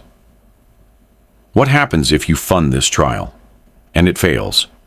If the research doesn't produce viable treatments? You'll have spent $47 million. The foundation's reputation will be tied to a failed experiment, and your children will still be dying. Then I'll have tried, John said, and failed. And at least other families will have data. We'll know what doesn't work. We'll have a foundation to build on. That's how research works. Failure is part of the process. You're willing to risk everything, Frederica said slowly. Your personal fortune, the foundation's credibility, your children's trust, if this doesn't work. Yes. Why? John thought about Virginia's words. Redemption is about you. Transformation is about becoming different. Because I spent 15 years building monuments to myself, John said. Buildings with my name, awards with my face, a foundation that existed to make me feel better about dying. And then I met 3 children who saw through all of it, who asked me questions I couldn't answer, who taught me that legacy isn't about what you build. It's about what you give away. So yes, I'm willing to risk everything, not for redemption, but because it's the right thing to do. And for the first time in my life, that's actually enough reason. The room was silent for a long moment. Then Micah spoke. I'll need detailed protocols, independent oversight structure, transparent reporting mechanisms, and you sign a legally binding agreement that you'll recuse yourself from any decisions related to this trial. Done, John said. Frederica pulled out her phone. I'll draft the PR strategy. Full transparency. We announce before anyone leaks it. Control the narrative by being honest about it. Dr. Ortiz nodded. I'll coordinate with genetics research networks, identify partner institutions, establish enrollment criteria. That's medically sound and ethically defensible. One by one, the board members started planning. Not because they believed in John, but because they believed in the science, in the possibility, in what the foundation could become if it was bigger than one man's guilt. All in favor? Micah asked formally. 10 hands went up. Motion carries, Micah said, pending legal review and protocol approval. John, you've got 3 weeks to finalize the oversight structure. If it doesn't pass independent ethics review, we revisit this decision. Understood, John said. The meeting adjourned. Board members filed out, already on phones, already coordinating. Michael waited until the room was empty. That was either brilliant or insane, Michael said. Probably both, John admitted. His phone buzzed, a text from Lindsay. Terry's condition has changed. You need to come now. John's stomach dropped. The board had voted yes. Not because they believed in John, but because they believed in the science.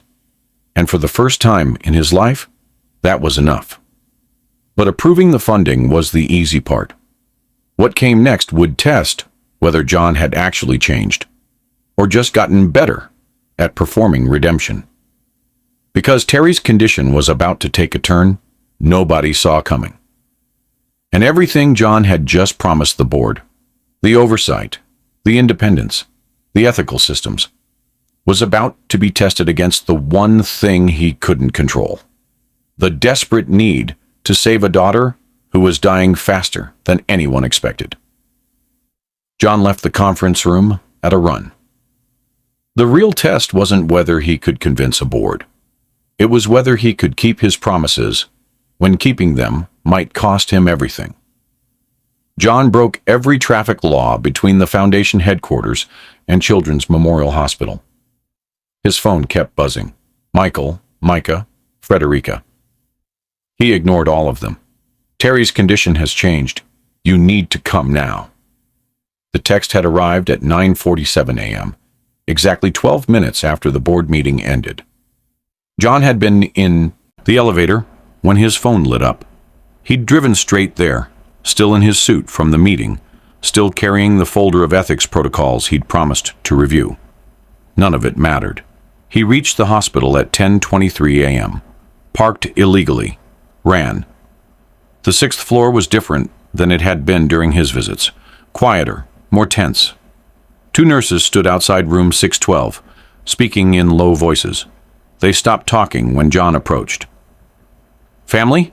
One of them asked. Yes, John said. The word felt new in his mouth.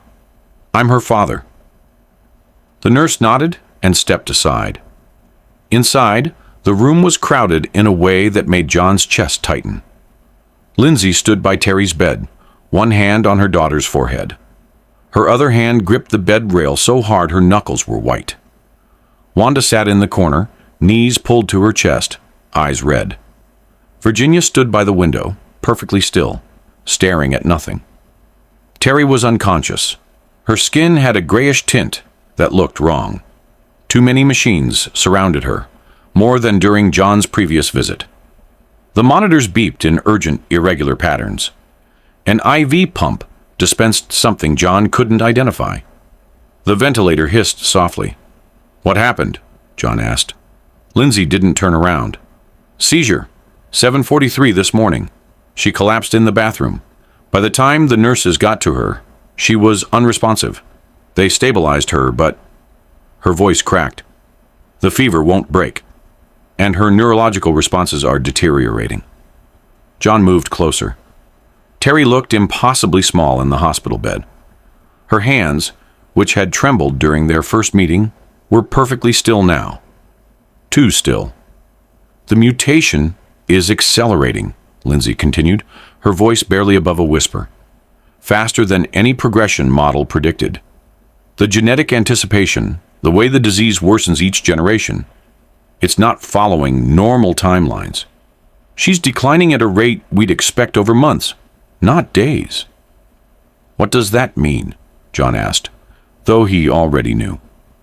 "It means we're running out of time," Wanda said from the corner. Her voice was raw, broken. "It means whatever you promised that board this morning, whatever ethical oversight and independent review you negotiated, it doesn't matter. Because Terry doesn't have 3 weeks for protocol approval. She might not have 3 days." John felt cold. The $47 million trial, the open source research, the transparent oversight, all of it designed to be ethical and proper and right. All of it too slow to save the girl dying in front of him. Virginia finally spoke, her voice distant. "Mom's been up for 26 hours. She won't leave, won't eat.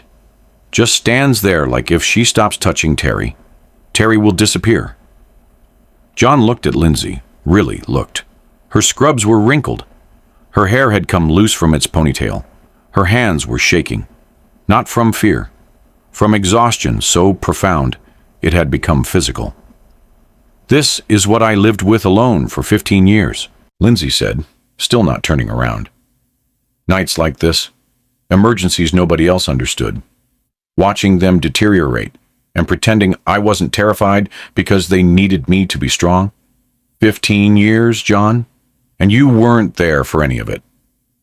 The accusation wasn't angry, just factual. And somehow, that made it worse.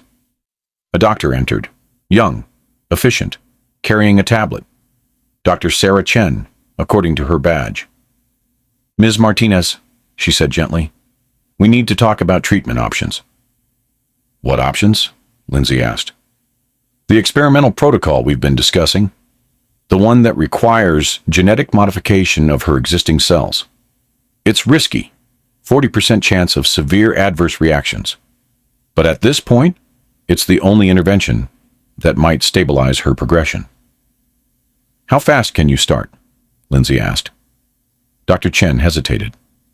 "Normally, we'd need ethics committee approval, informed consent documentation, minimum 72-hour observation period before beginning experimental treatment." "She doesn't have 72 hours, Wanda said flatly. "I know," Dr. Chen replied, "which is why I'm asking for emergency authorization. If you sign off, we can begin within 6 hours. But you need to understand the risks. This treatment is untested in pediatric cases. The side effects could be severe. Brain swelling, organ failure, accelerated neurological damage, or it could work. We don't know." Lindsay's hand tightened on the bed rail. "Do it," she said. "Ms. Martinez." "I said do it." Lindsay finally turned around, and her face was a mask of controlled desperation. "My daughter is dying. You're offering a chance. I don't care about the risks. I care about her still being here tomorrow." Dr. Chen nodded. "I'll prepare the consent forms. Mr. Reed," she looked at John. "As biological father, we'll need your signature as well. Legal protocol." John felt everyone's eyes on him. This was it. The moment where all his promises to the board collided with the reality of a dying child. He'd told them he'd stay independent, that he wouldn't interfere, that he'd let ethical systems work, even if it meant his children didn't get preferential treatment.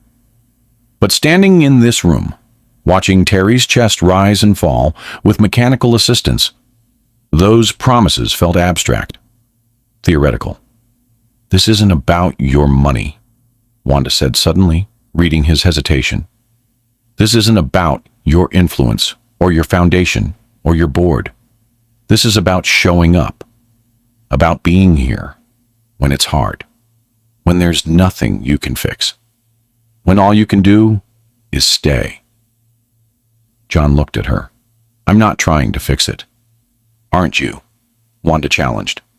Aren't you already thinking about how to use your connections to speed up approval? How to pressure the hospital? How to leverage your wealth to make this happen faster? She was right. He'd been doing exactly that. Mentally cataloging which board members he could call, which doctors owed him favors, how much money would make. The bureaucracy moved quicker. Yes, John admitted, I was. Don't, Virginia said from the window. Don't make Terry's crisis about your need to control things. Just be here, with us. That's what she needs, what we all need. John felt something fundamental shift. He wasn't here to solve this. He was here to witness it, to carry the weight with them instead of trying to lift it alone. Okay, John said quietly. He looked at Dr. Chen. I'll sign the consent forms, not because I'm trying to influence the treatment, but because Lindsay asked me to. Dr. Chen nodded and left. The hours that followed blurred together. Lindsay refused to leave Terry's side. Wanda paced. Virginia drew in a sketchbook she'd brought, creating images of hospitals and hands and family that looked nothing like the perfect families in advertisements. John sat in a chair someone had brought in from another room. He didn't try to take charge, didn't make phone calls or pull strings. He just stayed. At 2:47 p.m., Terry's fever spiked to 104.2. Alarms screamed. Nurses flooded in. Lindsay was pushed back from the bed, and for the first time, John saw her completely break down. She collapsed into Wanda, sobbing. I can't lose her. I can't. Not her. Not like this. Wanda held her mother, the angry, skeptical daughter, holding the warrior mother who'd finally reached her limit. Virginia moved to them both, wrapping her thin arms around them. The three of them stood there, holding each other while Terry's body fought battles none of them could join. John felt useless, powerless. Every resource he'd ever built, every connection he'd ever made, every dollar he'd ever earned. None of it could help in this moment. He could only watch. The nurses worked quickly, adjusted medications, cooled her down with specialized blankets, called orders to each other in language John didn't understand. 20 minutes later, Dr. Chen emerged. She's stabilized, she said. Barely, but stable. The treatment is ready. We can start now, or we can wait to see if she stabilizes further on her own. Now, Lindsay said immediately. Start now. Dr. Chen looked at John. Mr. Reed, do you concur? John looked at Terry. Unconscious, fragile, fighting. Then at Lindsay, Wanda, and Virginia. It's not my decision, John said quietly. It's theirs. I'll support whatever they choose. Lindsay nodded, something like gratitude crossing her exhausted face. Now, she repeated. The treatment began at 3:15 p.m. They moved Terry to a specialized unit. Sterile, isolated, monitored. Only one visitor at a time. Maximum 30 minutes. Lindsay went first, then Wanda, then Virginia. When it was John's turn, he stood outside the glass barrier, unsure if he should even go in. Go, Virginia said softly. She'd want you to. How do you know? Because she asked about you this morning, before the seizure. She asked if you were coming to visit today. That was the last thing she said before she collapsed. John felt his throat close. He entered the sterile room, gowned and gloved according to protocol. Terry looked even smaller here, surrounded by even more machines. He sat in the chair by her bed, took her hand, careful of the IV lines and sensor wires. Hey, he said softly. It's John. I mean, it's your dad. I don't know what you want me to call myself, but I'm here. Terry didn't respond. Couldn't. Lindsay said you liked stories when you were little, John continued, that she used to read to you before bed. I don't know what stories, but I brought something. He pulled out his phone, found a collection of short stories he'd downloaded during the drive to the hospital. Started reading. His voice cracked multiple times. He had to stop and breathe, but he kept going. Hours passed. The night stretched. The vigil continued. At some point, all 5 of them ended up in Terry's room, violating the 1 visitor rule, but nobody stopped them. They sat in chairs dragged from other rooms, or stood, or leaned against walls. Nobody spoke. They just stayed. You know what nobody tells you about crisis? It doesn't care about your plans. It doesn't wait for you to be ready. It just arrives. And suddenly, all that matters is who shows up. John had money, power, connections. But that night, the only thing that mattered was that he stayed. If this story is reminding you of someone who showed up for you when it mattered most, share this video with them. Because some people need to know their presence meant everything. At 11:34 p.m., Terry's vitals shifted. Not dramatically, just slightly. Her temperature dropped half a degree. Her neurological responses improved marginally. Dr. Chen came in, checked monitors, looked cautiously hopeful. She's responding, she said quietly.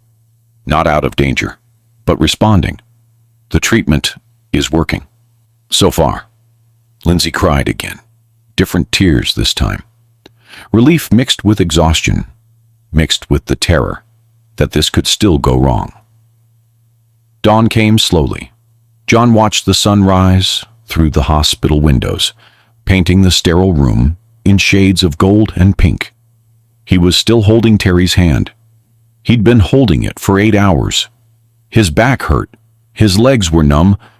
He was still wearing his suit from the board meeting, now hopelessly wrinkled. None of it mattered.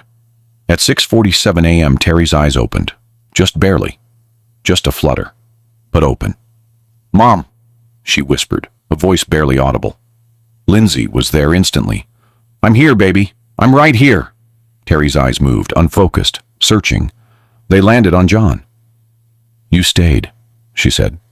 "Yes," John replied, his voice breaking. "I stayed." "Good," Terry whispered. Then her eyes closed again, but her breathing was stronger, her color better. She was going to survive. This time, John had spent 56 years being in control, building empires, managing outcomes, ensuring success through strategy and resources and relentless execution. But that night, watching his daughter fight for every breath, he learned what it meant to simply be present. And it was the hardest thing he'd ever done. Because presence required surrendering control. It meant sitting with fear without trying to fix it. It meant being helpless and staying anyway. And for the first time in his life, that felt like enough. Terry survived that night. But what she said when she woke up fully, when her mind cleared and she understood what had happened, would change the entire trajectory of John's treatment research. Because Terry had been hiding something. Something about her symptoms that went beyond what any doctor had documented. Something that, when revealed, would force John to make a choice between the ethical oversight he'd promised the board and the immediate needs of his dying children. And the choice John made next would answer Virginia's impossible question once and for all. Not with words, but with actions. With who he became when everything he'd built was tested against the one thing he couldn't control.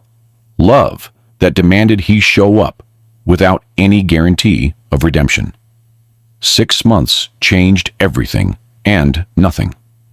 The International Genetics Research Symposium took place in a convention center that could hold 3,000 people. Today, it held 2,047 researchers, clinicians, patient advocates, pharmaceutical representatives, and families desperate for hope. John Reed stood backstage at 2:14 p.m., wearing a suit that hung slightly loose on his frame, leaning on a cane he'd started using 3 weeks ago. The disease was progressing, not rapidly, but visibly. His left hand tremored when he was tired. His speech slurred slightly when he tried to talk too fast. His balance had become unreliable enough that the cane wasn't vanity, it was necessity. "You don't have to do this," Michael said for the fourth time. "Dr. Ortiz can present the findings, or Frederica. The board voted to offer you that option."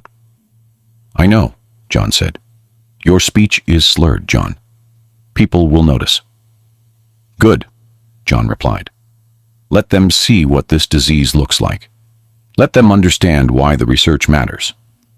Michael fell silent. On stage, the previous presenter finished. Polite applause. The moderator announced a 15-minute break before the keynote address from the Reed Life Foundation. John's phone buzzed. A text from Lindsay. "We're in row M, center section. Terry wants you to know she's proud of you, no matter what you say." John's chest tightened. 6 months ago, when Terry had finally woken fully from her crisis, she'd told him something that had changed everything. Something about symptoms she'd been hiding. About how the disease was affecting her differently than the medical literature predicted. About observations she'd made in her own body that the doctors hadn't documented. That information had led to a breakthrough. A shift in the treatment protocol that improved outcomes not just for her, but for 6 other children in the trial. Terry had contributed to the research that was saving her life. And today, John was going to tell the world that story, whether the board liked it or not. 5 minutes, a stage manager said. John picked up his cane and walked toward the wings. Each step was deliberate, careful. His body no longer moved with the confident stride of a man who'd built an empire. But that was okay. He didn't need to look powerful. He needed to look honest. The moderator's voice echoed through the hall. "Ladies and gentlemen, please welcome John Reed, founder and CEO of the Reed Life Foundation." Applause. Professional. Expectant. John walked onto the stage. The lights were bright, harsh. He could barely see the audience beyond the first few rows. But he knew they were there. Hundreds of people who dedicated their lives to understanding diseases like his children's. He reached the podium, set his cane against it, clicked to the first slide of his prepared presentation. The slide showed graphs, data, statistical models demonstrating treatment efficacy across the clinical trial population. John had rehearsed this speech 17 times. It was technical, professional, detached. Exactly what a foundation CEO should deliver at an academic conference. He got 3 slides in, then stopped. The silence stretched. People in the audience shifted. A few whispered. The moderator looked concerned. John looked down at his notes. 47 pages of carefully crafted medical jargon and research findings. He pushed them aside. "I need to tell you something I should have said months ago," John said. His voice carried through the microphone, slightly slurred but clear enough. The room went perfectly still. "This research isn't abstract to me," John continued. "I have this disease, genetic triplet repeat disorder with progressive neurological degeneration. I've known for 9 years. I founded the Reed Life Foundation because I was terrified of dying. And I thought if I threw enough money at the problem, I could buy myself more time." He paused, gripping the podium. "But 8 months ago, something happened that changed everything. A grant application came through our system. 3 children, triplets, and 15 years old, all diagnosed with the same disease I have. And their last name was Reed." Murmurs rippled through the audience. "They were mine," John said. "My biological children. From a relationship I walked away from 16 years ago. A woman I abandoned when she called to tell me she was pregnant. I sent money." Then silence. "I never asked if the pregnancy resulted in 1 child or 3. I never wondered what their names were. I never checked if they were okay. For 15 years, I pretended they didn't exist because acknowledging them would have complicated the life I was building." The room was so quiet John could hear his own breathing. And then their grant application landed on my desk, and I saw their photo. 3 children with my eyes, dying of a disease I gave them. A disease that gets worse with each generation, which means they're sicker than I ever was. Declining faster, running out of time while they're still in high school. He looked out into the audience, searching. Found row M. Lindsay sat with her arms around Virginia. Terry leaned forward, watching intently. Wanda's expression was unreadable, but focused. I met them, John continued, and they asked me questions I couldn't answer. Terry asked me who takes care of the people who spend all their time caring for others. Wanda asked me why I was helping them now, when I'd had 15 years to show up. And Virginia? His voice cracked. Virginia asked me what I would have done if they weren't sick. If they were just 3 healthy kids I didn't know about. Would I have ever come looking for them? He paused. Swallowed hard. I didn't have an answer. I still don't. Because the truth is, I'm here because they're dying. I'm here because my genetic mistake became their death sentence. And that's not noble. That's not redemption. That's just a coward finally forced to face consequences. Someone in the audience gasped. John heard typing. Journalists, probably, already drafting headlines. But here's what I learned from them, John said. Terry taught me that strength isn't about control. It's about showing up even when you're terrified. Wanda taught me that honesty isn't the same as kindness, but it's the only foundation worth building on. And Virginia taught me that redemption isn't about feeling better. It's about becoming different. He clicked to a new slide. Not the prepared presentation. A simple image. The Read Life Foundation logo with the word open source across it. So today, I'm announcing something my board is probably going to hate me for, John said. The Read Life Foundation is releasing all patents related to this research. All of them. Open source. No royalties. No proprietary claims. Any researcher, any institution, any pharmaceutical company that wants to use this work to develop treatments, you have full access, for free. The murmurs grew louder. Because if we're going to cure this disease, if we're going to save my children and the hundreds of other families dealing with these mutations, it can't belong to one person, one family, or one foundation. It has to belong to everyone. The research, the treatments, the hope. John's hand trembled against the podium. He steadied himself with the cane. I built this foundation to save myself, he said quietly.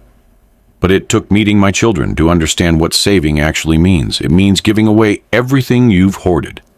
It means making yourself vulnerable.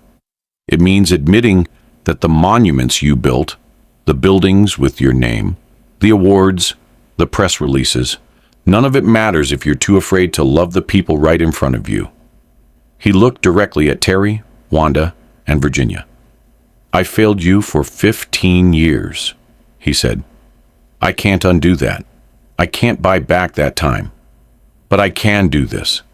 I can make sure that every family facing what you're facing has access to research that might save them.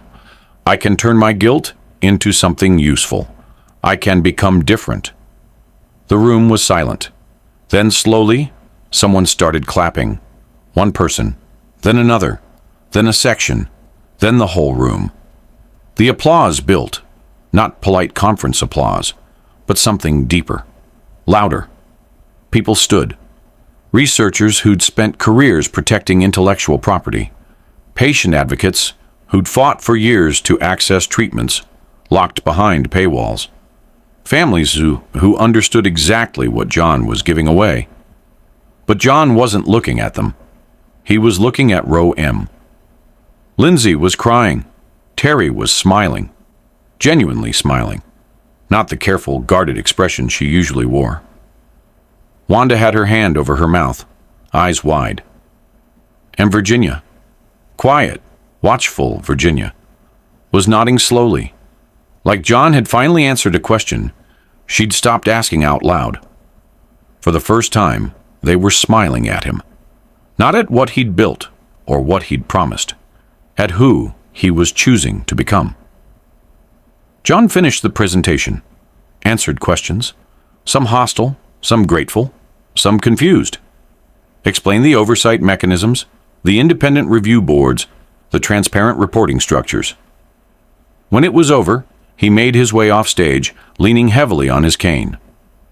Lindsay met him in the hallway outside the conference hall. "That was either the bravest or stupidest thing you've ever done," she said. "Probably both," John replied.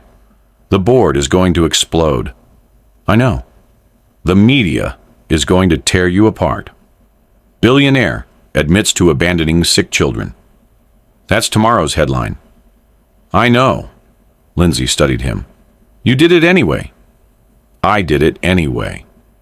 Terry, Wanda, and Virginia appeared behind Lindsay. Terry walked straight to John and hugged him, the first time she'd initiated physical contact. Her body was thin and fragile, but her grip was fierce. "Thank you," she whispered. "For what?"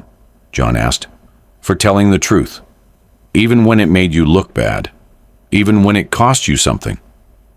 She pulled back, looked up at him. "That's the choice Virginia was waiting for. Not what you'd say. What you'd do when being honest meant losing something you cared about." Wanda stepped forward. "I'm still angry at you, but I'm also proud of you, which is confusing. I don't like being confused." "I know," John said. "I'm sorry." "Don't be sorry," Wanda replied. "Just keep showing up. That's all we need." Virginia was last. She didn't hug him, just looked at him with those eyes that saw everything. "You answered my question," she said quietly. "Which question?" "What you would have done if we weren't sick," Virginia said. "You didn't answer it with words. You answered it with what you just did. You chose transparency over reputation, connection over legacy. You became different. That's the answer." John felt something inside him settle. Not peace, he didn't deserve peace, but clarity. "I'm still dying," he said. "We all are. The treatment is working, but it's not a cure. We're buying time, not guarantees." "I know," Virginia said. "But you're spending the time you have differently now. That matters." The five of them stood in the hallway, while conference attendees streamed past, some staring, some pretending not to notice. A family, broken and complicated, and built 6 months too late, but a family nonetheless. But going public had consequences John didn't anticipate. The next morning, 3 major news outlets ran stories about the billionaire's secret family. 2 ethics watchdog groups launched investigations into whether John had violated nonprofit regulations. 1 board member resigned in protest. Frederica fielded 47 media requests before noon, and John's own health declined faster than expected. The stress of the revelation, the travel, the emotional weight. It accelerated his symptoms in ways his doctors couldn't slow. And whether the family he'd built too late could become the legacy that actually mattered. The conference hall held 800 people when John walked to the podium. Geneticists, researchers, venture capitalists, pharmaceutical executives, journalists from every major medical publication. The keynote speech at the International Rare Disease Symposium wasn't just prestigious. It was the kind of platform that shaped policy and funding for years. John's prepared remarks sat on the podium in front of him. 12 pages, carefully vetted by his PR team, his legal counsel, and 3 members of his board.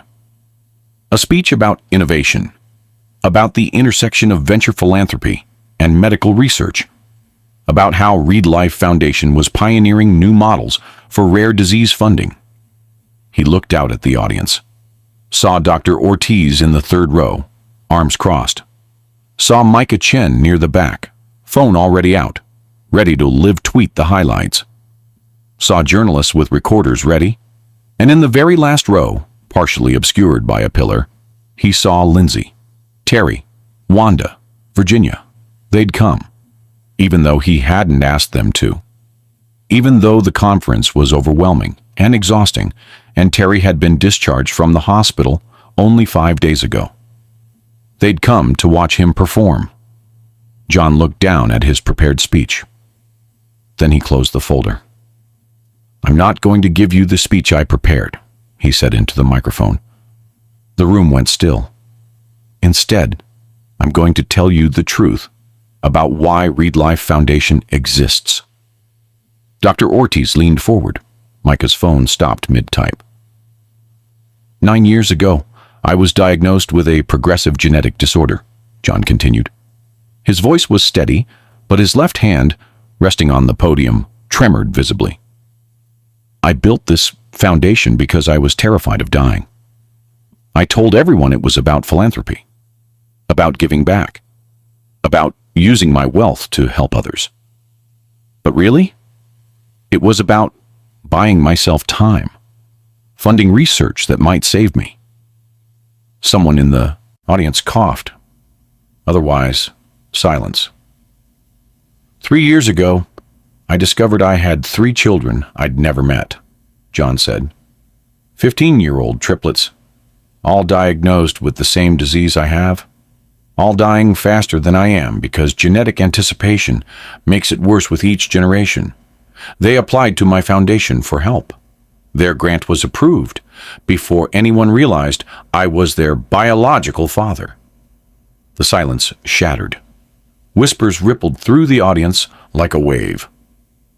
"I spent 15 years pretending they didn't exist," John said. "Then 18 months trying to figure out how to be their father without actually disrupting my life. I funded their treatment. I hired the best doctors. I made sure they had access to everything my foundation could provide. But I did it all while protecting myself. My reputation, my board, my legacy." He could see Dr. Ortiz's expression hardening, could see Micah frantically typing, could see journalists leaning forward like predators sensing blood.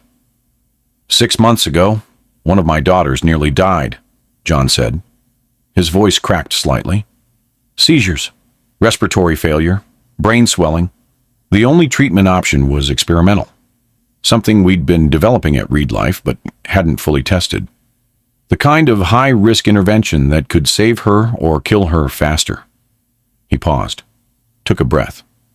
"I approved it, not through proper channels, not through the ethics board that exists specifically to prevent exactly this kind of conflict of interest.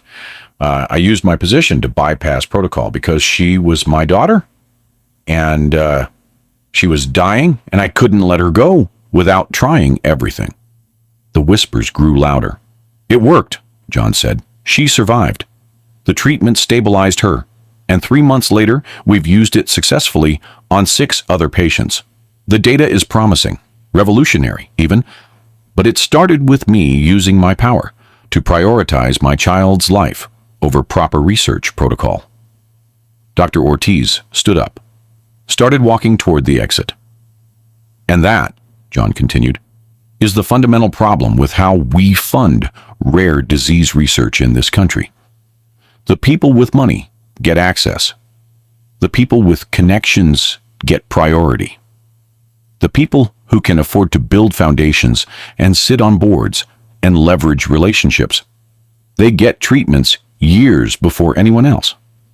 While 46 other families who applied to Read Life the same week my children did got rejection letters."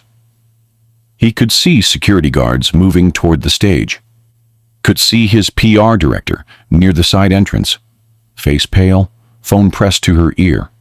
"So effective immediately," John said.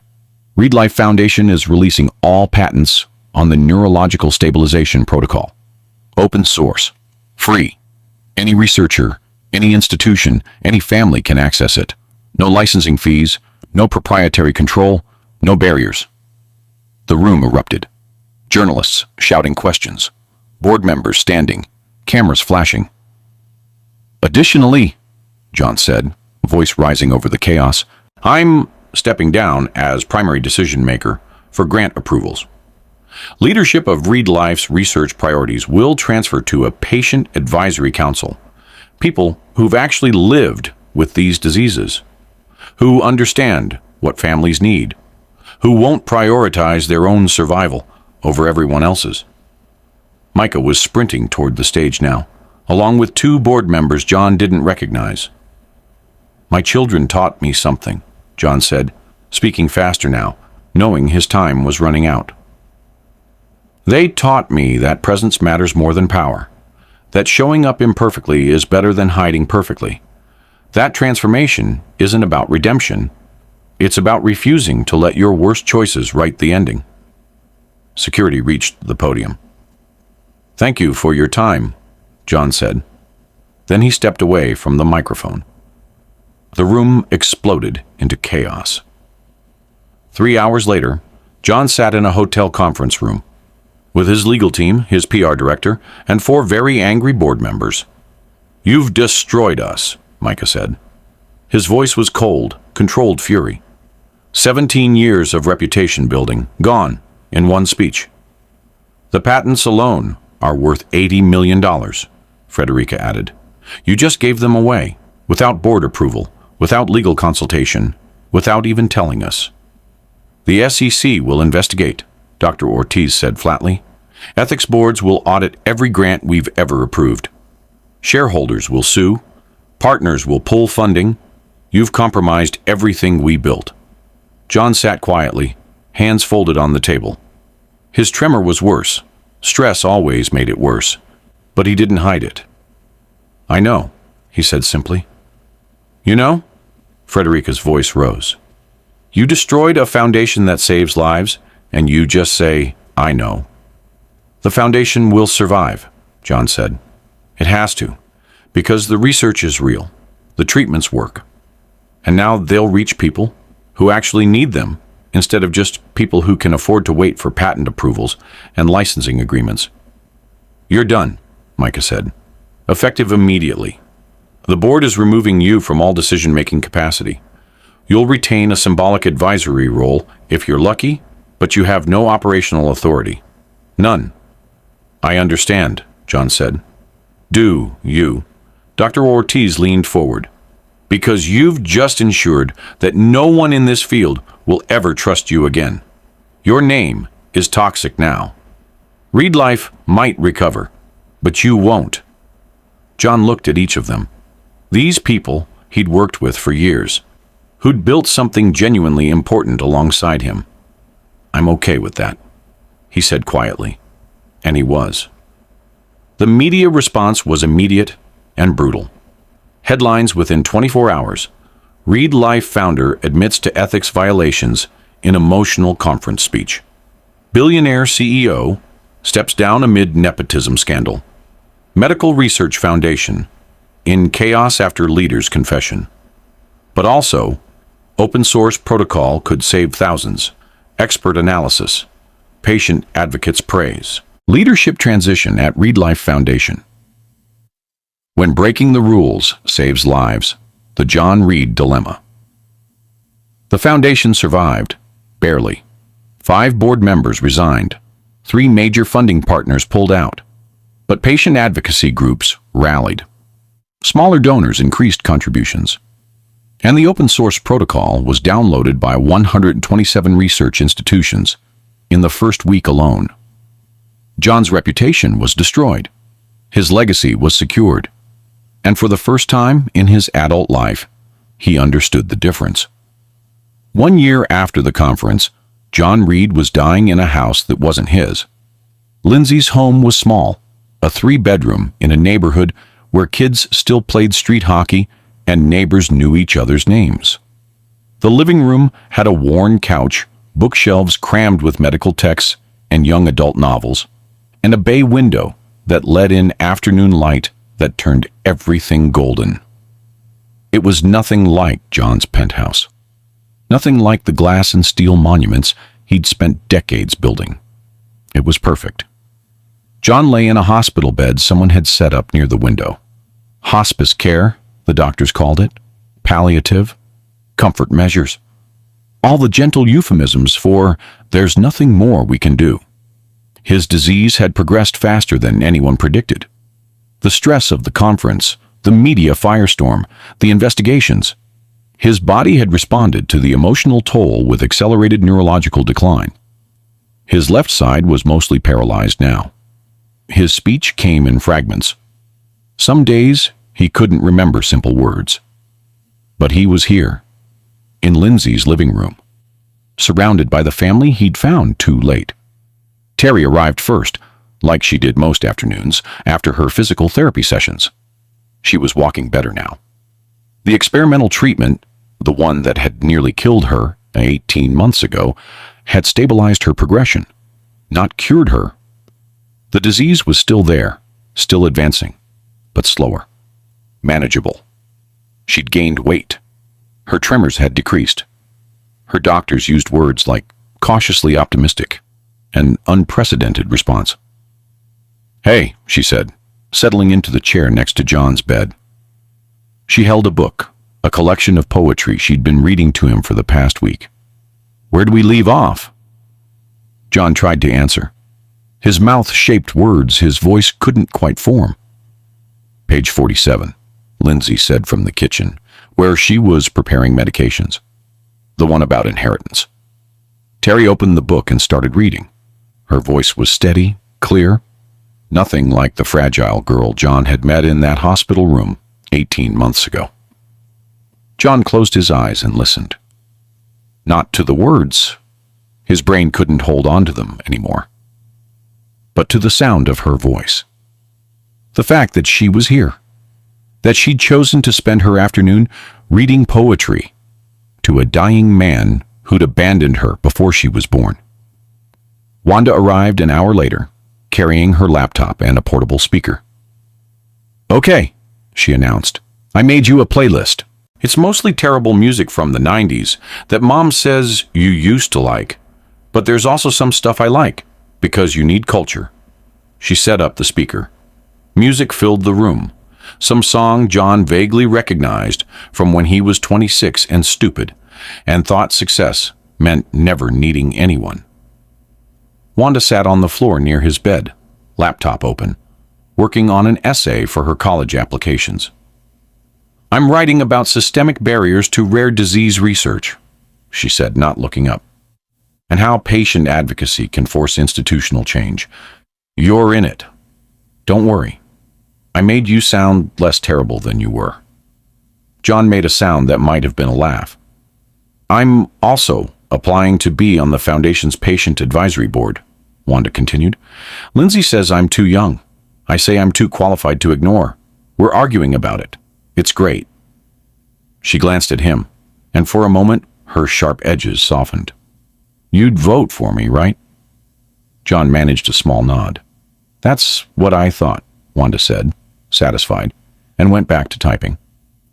Virginia was last, carrying her sketchbook and a box of charcoals. She didn't announce herself, just settled cross-legged on the couch and started drawing. Sometimes she drew John, sometimes Lindsay, sometimes all of them together in configurations that looked nothing like traditional family portraits, but felt more honest.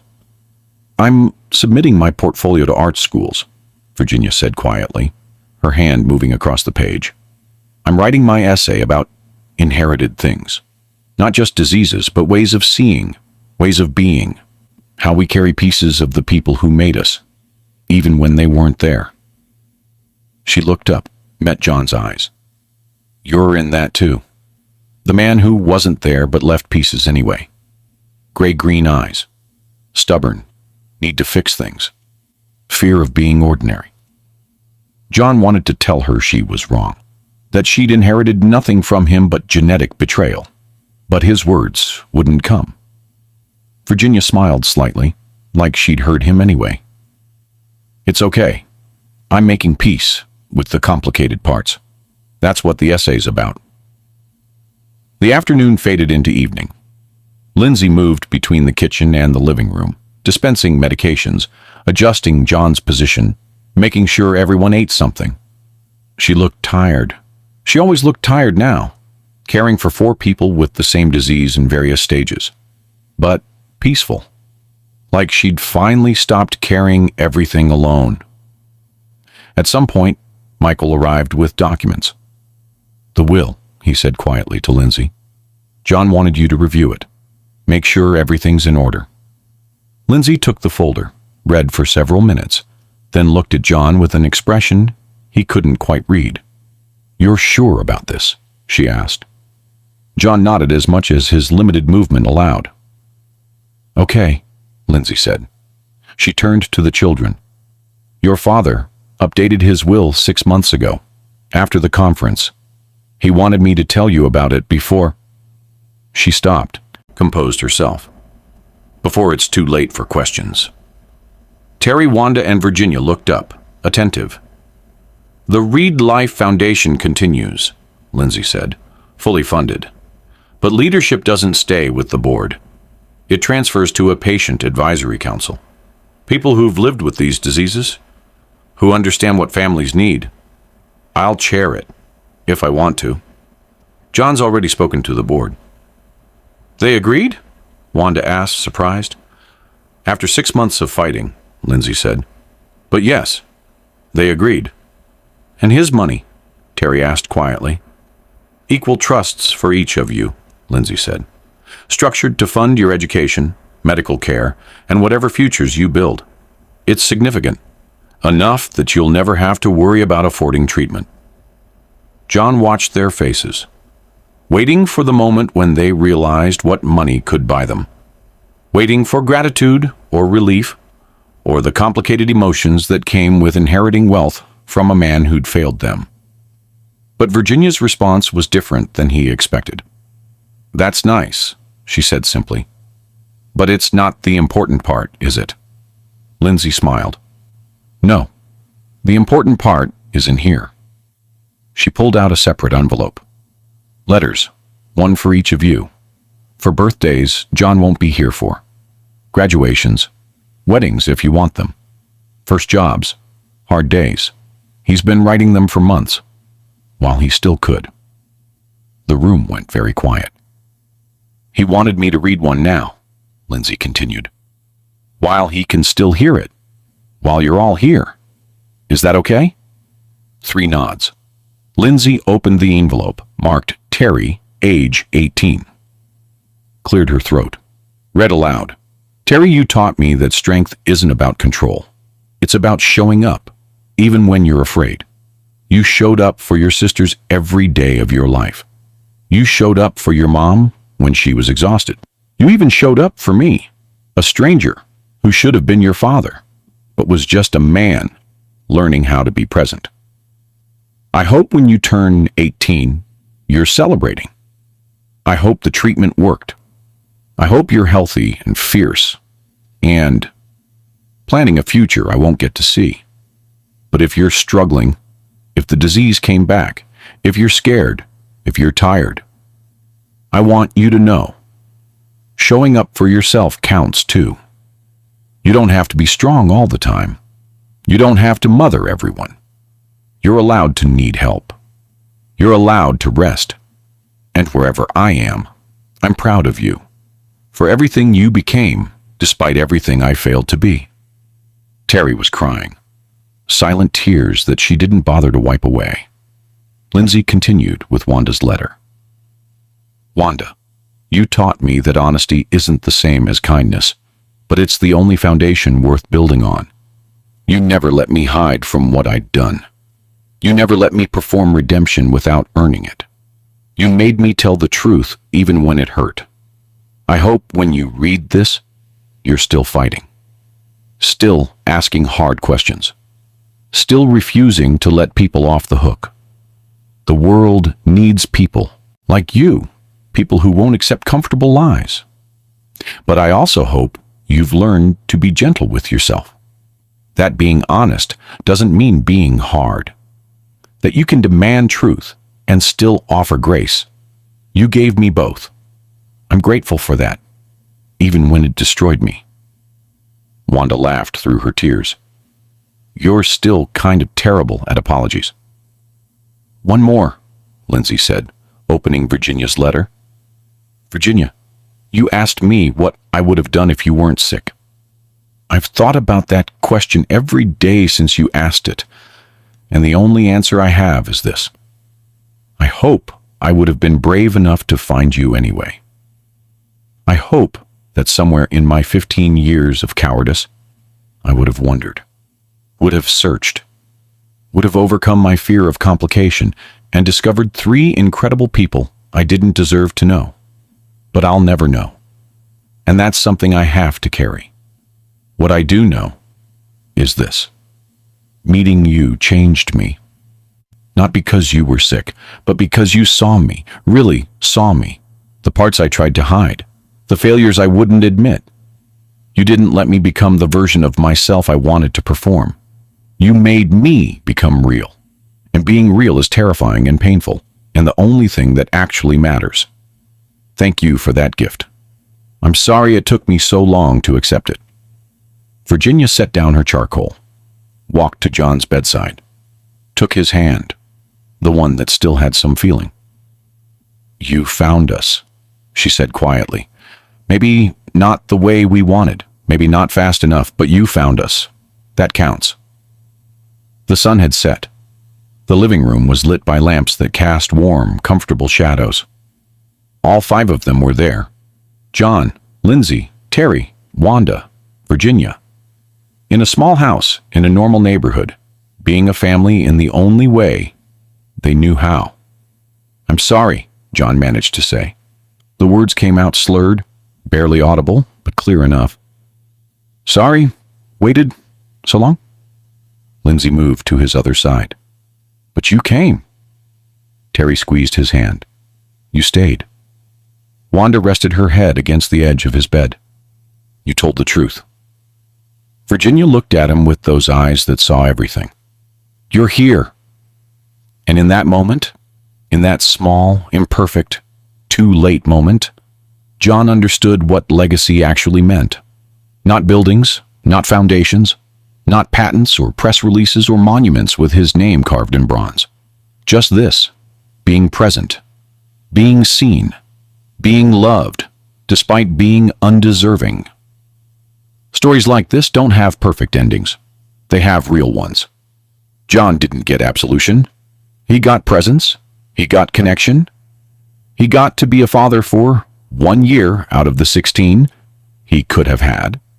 And maybe that's the point.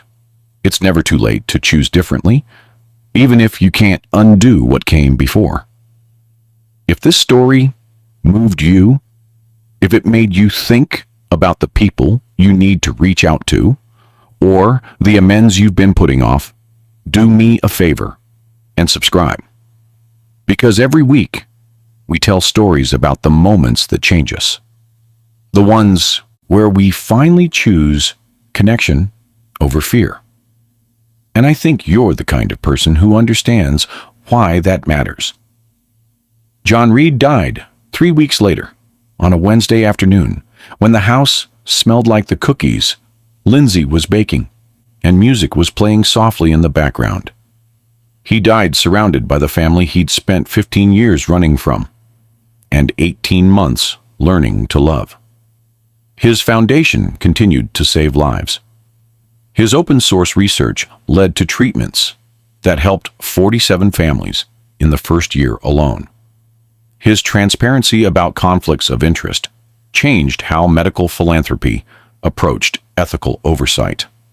But his legacy wasn't in buildings or patents. It was in 3 children who learned that even people who fail you spectacularly can choose, in the end, to show up. Terry went on to study genetics at Stanford, inspired by the research that saved her life. She specialized in pediatric applications of gene therapy, published papers that changed treatment protocols, lived to see her 25th birthday, then her 30th. The disease was still there, managed but not cured, a companion she'd learned to live alongside. Wanda became a patient advocate, fighting for families who couldn't afford hope. She joined the Reed Life Foundation's advisory board at 19, the youngest member in the foundation's history. She was fierce, uncompromising, and exactly what the institution needed. She made sure that every grant application was reviewed by people who understood what it felt like to be desperate. Virginia wrote a book about inherited illness and chosen family. It wasn't a memoir.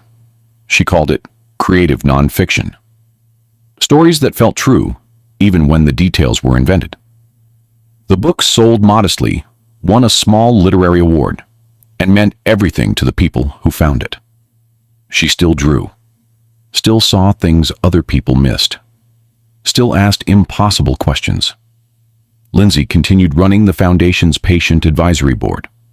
She retired from nursing at 52, not because she wanted to, but because the Foundation needed her full-time. She never remarried, never looked for another relationship. "I'm busy," she'd say when people asked. But really, she'd built something, a family, a legacy, a system that saved lives. That was enough, and John got to be a father. Not for long, but fully. He learned he was dying on a Tuesday morning that smelled of antiseptic and burnt coffee. But he learned how to live on the Tuesday morning. He opened that file and saw 3 names he didn't recognize, but somehow knew. Redemption isn't about erasing the past. It's about refusing to let the past write the ending. John's past was abandonment and cowardice, and 15 years of silence. But his ending was presence, connection, love earned through the simple, relentless act of showing up. And sometimes, that's the only redemption that matters. Sometimes, it's enough.